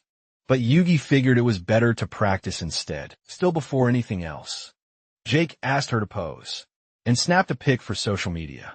So he started posting with the caption, "We woke up early for the competition." And of course Yuji started thinking he was a bit odd. In no time the photo racked up over 2,000 views, and Jake was stoked about the compliments. But one comment caught his eye, talking about Psycho Pomp instead of him. He remembered this player from the Swagbot Streamer Cup. But the fact that he was in the tournament was not good news in the protagonist room. He woke up to his phone buzzing with messages. Everyone was already getting ready, so he started to feel the nerves while still in bed. Duan headed to the kitchen and told his mom how anxious he was. Then his mom asked what was up, if it was about the tournament. Since today was the big day, his older sister offered him a drink that might chill him out while he sipped. He explained to his mom what this torment meant to him. Finally, Doyen finished his drink and realized he should have eaten something, so his sister offered to heat up some soup.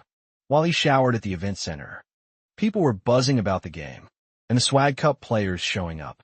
Since Doyen didn't see Xander, he thought he must be in another arena, but then he felt a tap on his shoulder and almost fainted. Luckily, it was just Suvo and manager Bonnie, but they grabbed his arm and started staring at him. Allward Suvo quickly asked if he was okay, since people knew who he was. The hero tried to play it cool, but as his feelings showed, the two started to react first. They adjusted a pair of glasses and in a clumsy way, changed a bunch of other things with some force. The news that the protagonist was probably on the Blonde's team had already spread, so some fans were already waiting for their moment. With him so much so that Yummy had to remind everyone they were in the middle of a tournament. But the worst part was that everyone knew how shy Duan was. For Solo, the protagonist needed to get over this anxiety if he wanted to play well. But he was super sensitive and had just run into someone really bad. That's why if everyone figured out who he really was, they could totally lose the game. But to dodge that problem, a solid disguise was whipped up for him. Some folks are on the hunt for Duan, but since they don't recognize him, they start to think there's a leak. So as fast as the news dropped, it got tossed aside, and luckily Dohayan started to chill out. On the flip side, SWI, but is not vibing at all. Honestly, none of the hosts are doing great, after yapping for hours on end. But finally, they were heading out for a bomb meal, cooked by Yompa's mom, and surprise, surprise, Sway but got messages from everyone, saying they crushed their matches, while practically snoozing in class. Suvo hears his buddies calling his name. Two of them ask if he's in the tournament, and when they drop his team's name, he wakes up fully. Suvo, no sweat, clears up everything they want to know, saying they got different members from the cup too. They already heard that in the community, and that they're set for the quarterfinals. But that was a total fraud for now. And Suwa said, as soon as it's real, he'd grab a bite with them. So everyone started hyping him up, in a totally chill way, and about the main dude. They began to doubt that news. Since no one had spotted him at the cyber cafe, they figured he was just their cheer. Since Jury and Bonnie were too. Later that same day, Spellboy is shook by how strong their team is. Because the finals are next week, Spellboy is really stressing about going pro, but the Blonde's got his back. Plus he drops that. They'll hit the same spot as a solid team.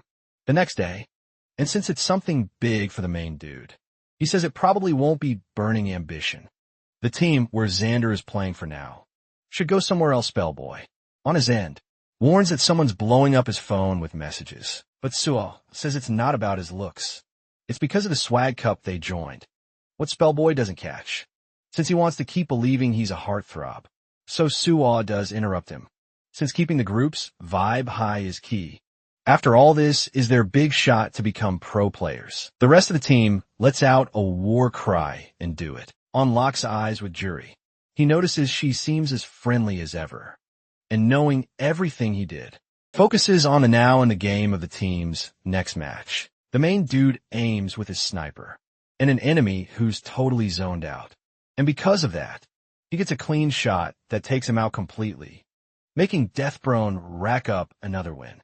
The team is already in the top 64, qualifying for the afternoon match. And for some reason, Spellboy keeps bragging about his plays to Benny. Bonnie, for her part, gives props to the main dude. Then, he asks if she can send the art she drew of the team to his phone when he says art. She gets confused and asks if it's what she made when she was bored. The main dude confirms. So without a fuss, she just sends it, making Duin happy and Bonnie blush. Juri also pops up asking if Bonnie drew something. So the main dude shows her part of the art, making Juri say it'll bring good luck. And Duion makes sure to thank her again. But Bonnie has something else to say. For the next play, the Micro Black team will face Rainy Night. Spellboy is hyped about the chance to beat everyone. But that weird dude from before shows up. Recognizing Juri, all that chill vibe vanishes. And the guy seems stoked to run into her again. Unlike Juri when the next match kicks off. Sugo quickly warns that they're up next. And he asks who the guy talking to them is.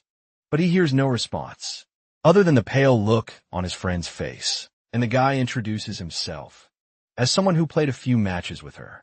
And the one Sugo pushed the girl to play Ring when she didn't want to finally. He says he's surprised that his flower Juri has so many friends, but the blonde is not feeling those comments. Sugo yells asking who the heck the guy is. And the weirdo says it doesn't matter who he is, but rather who the blonde is, analyzing the situation. Sugo suggests if the dude is trying to stir up rumors, he should apologize and bounce. But the guy only cares about knowing if the blonde is Jerry's boyfriend. The truth is he was hoping to meet the main dude, who was the one he met before. However, he gets hyped about the chance of her being with both. Not even fazed.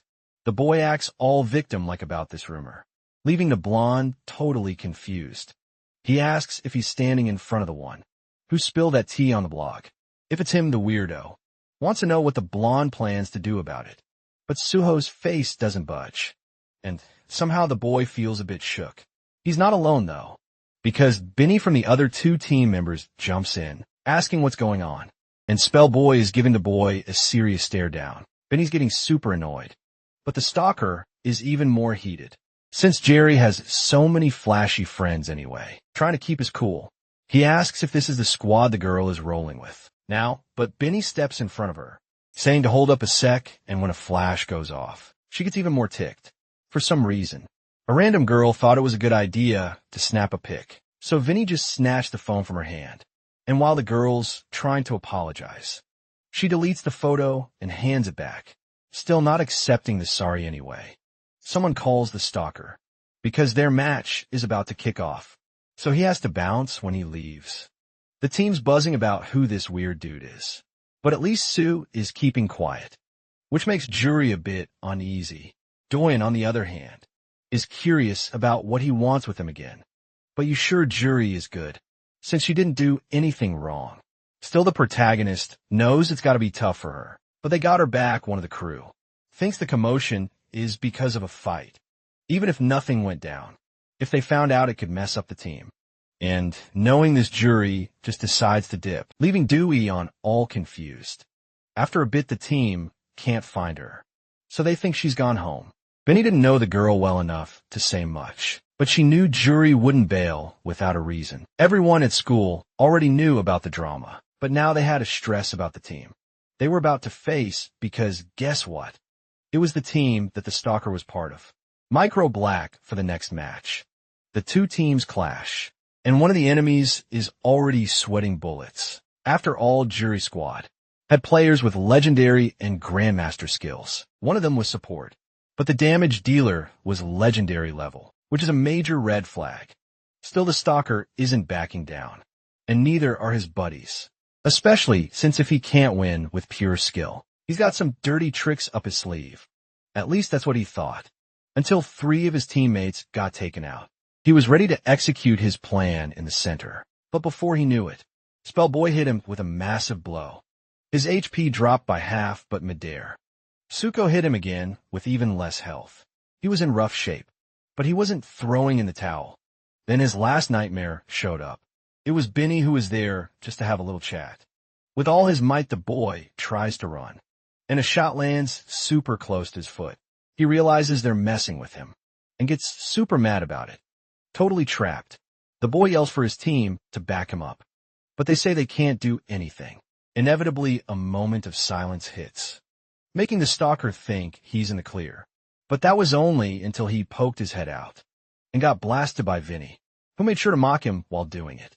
Since he's the carry, one of his allies gets in the way, that he's not regrouping, but the stalker tells the guy to zip it, since he's about to use a healing ability.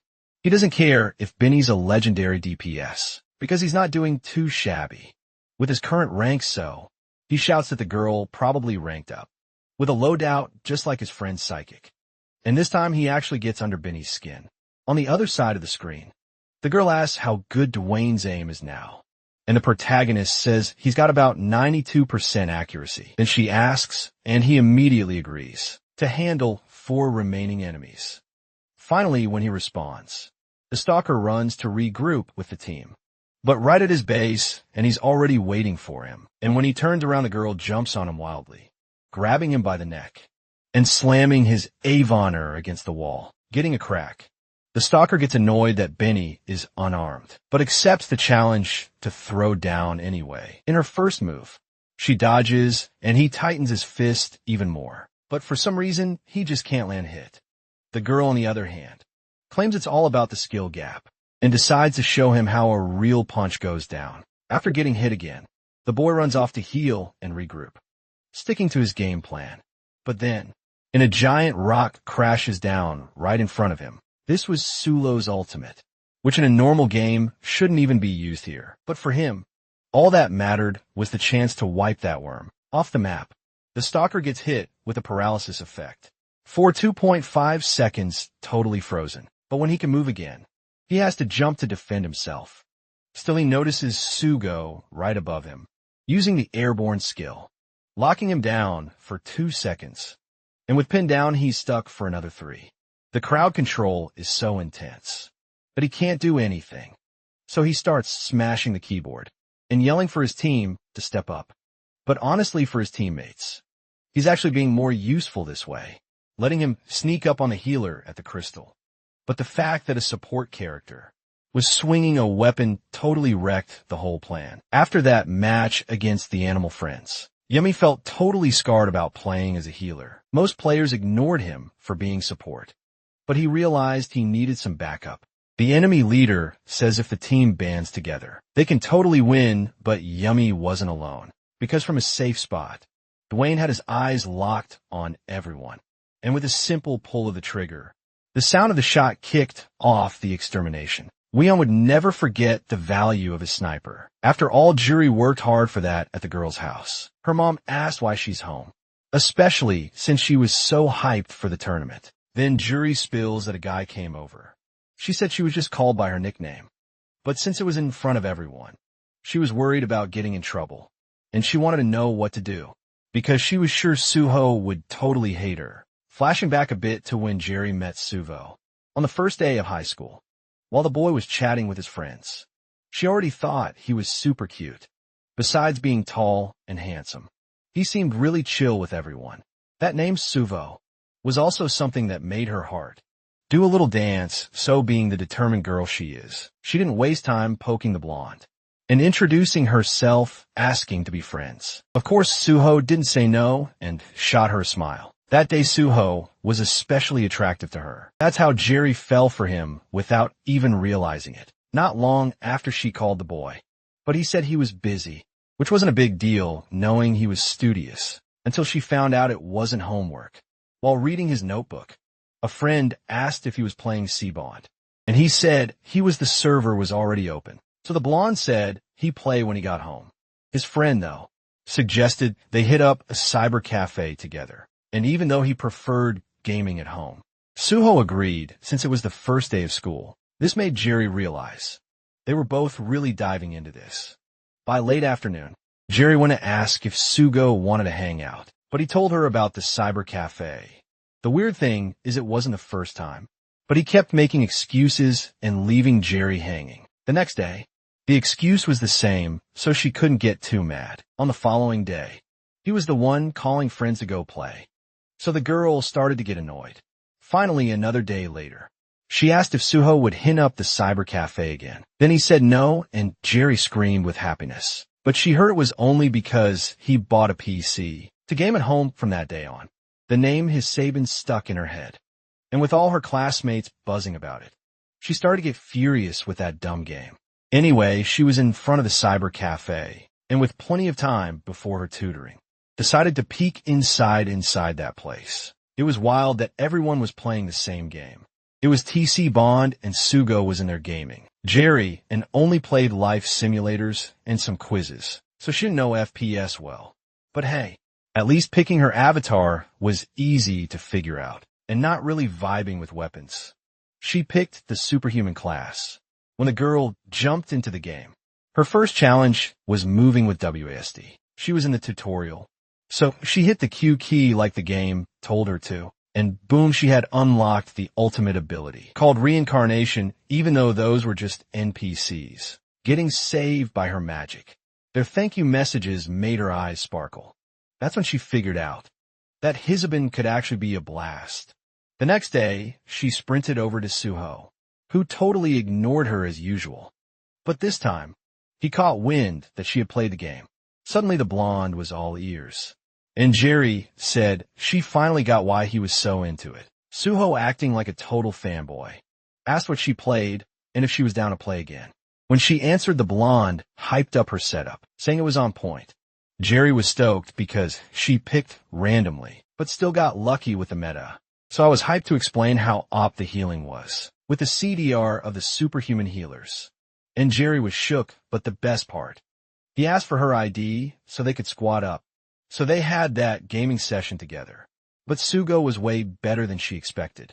She heard him giving orders, but they sounded like a foreign language. Still, she loved playing with him, especially when his angelic voice came through the chat. That's what made her want to practice more. But then when ranked matches blew up, Sue accosted her for casuals, bounced telling her to find a position, thinking it was some kind of challenge. And remembering all she learned from Suo, the girl felt confident, but even without being a pro, she knew that the silver rank she snagged was pretty trash still. She was cool with chilling away from Suo and kept enjoying the game.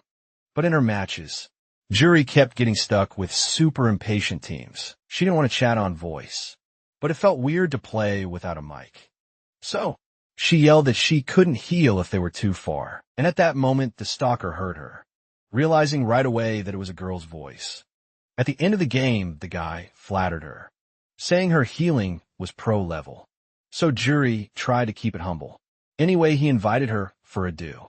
And since she couldn't play with Sue anymore, she thought it was a solid offer. Plus, the guy seemed chill.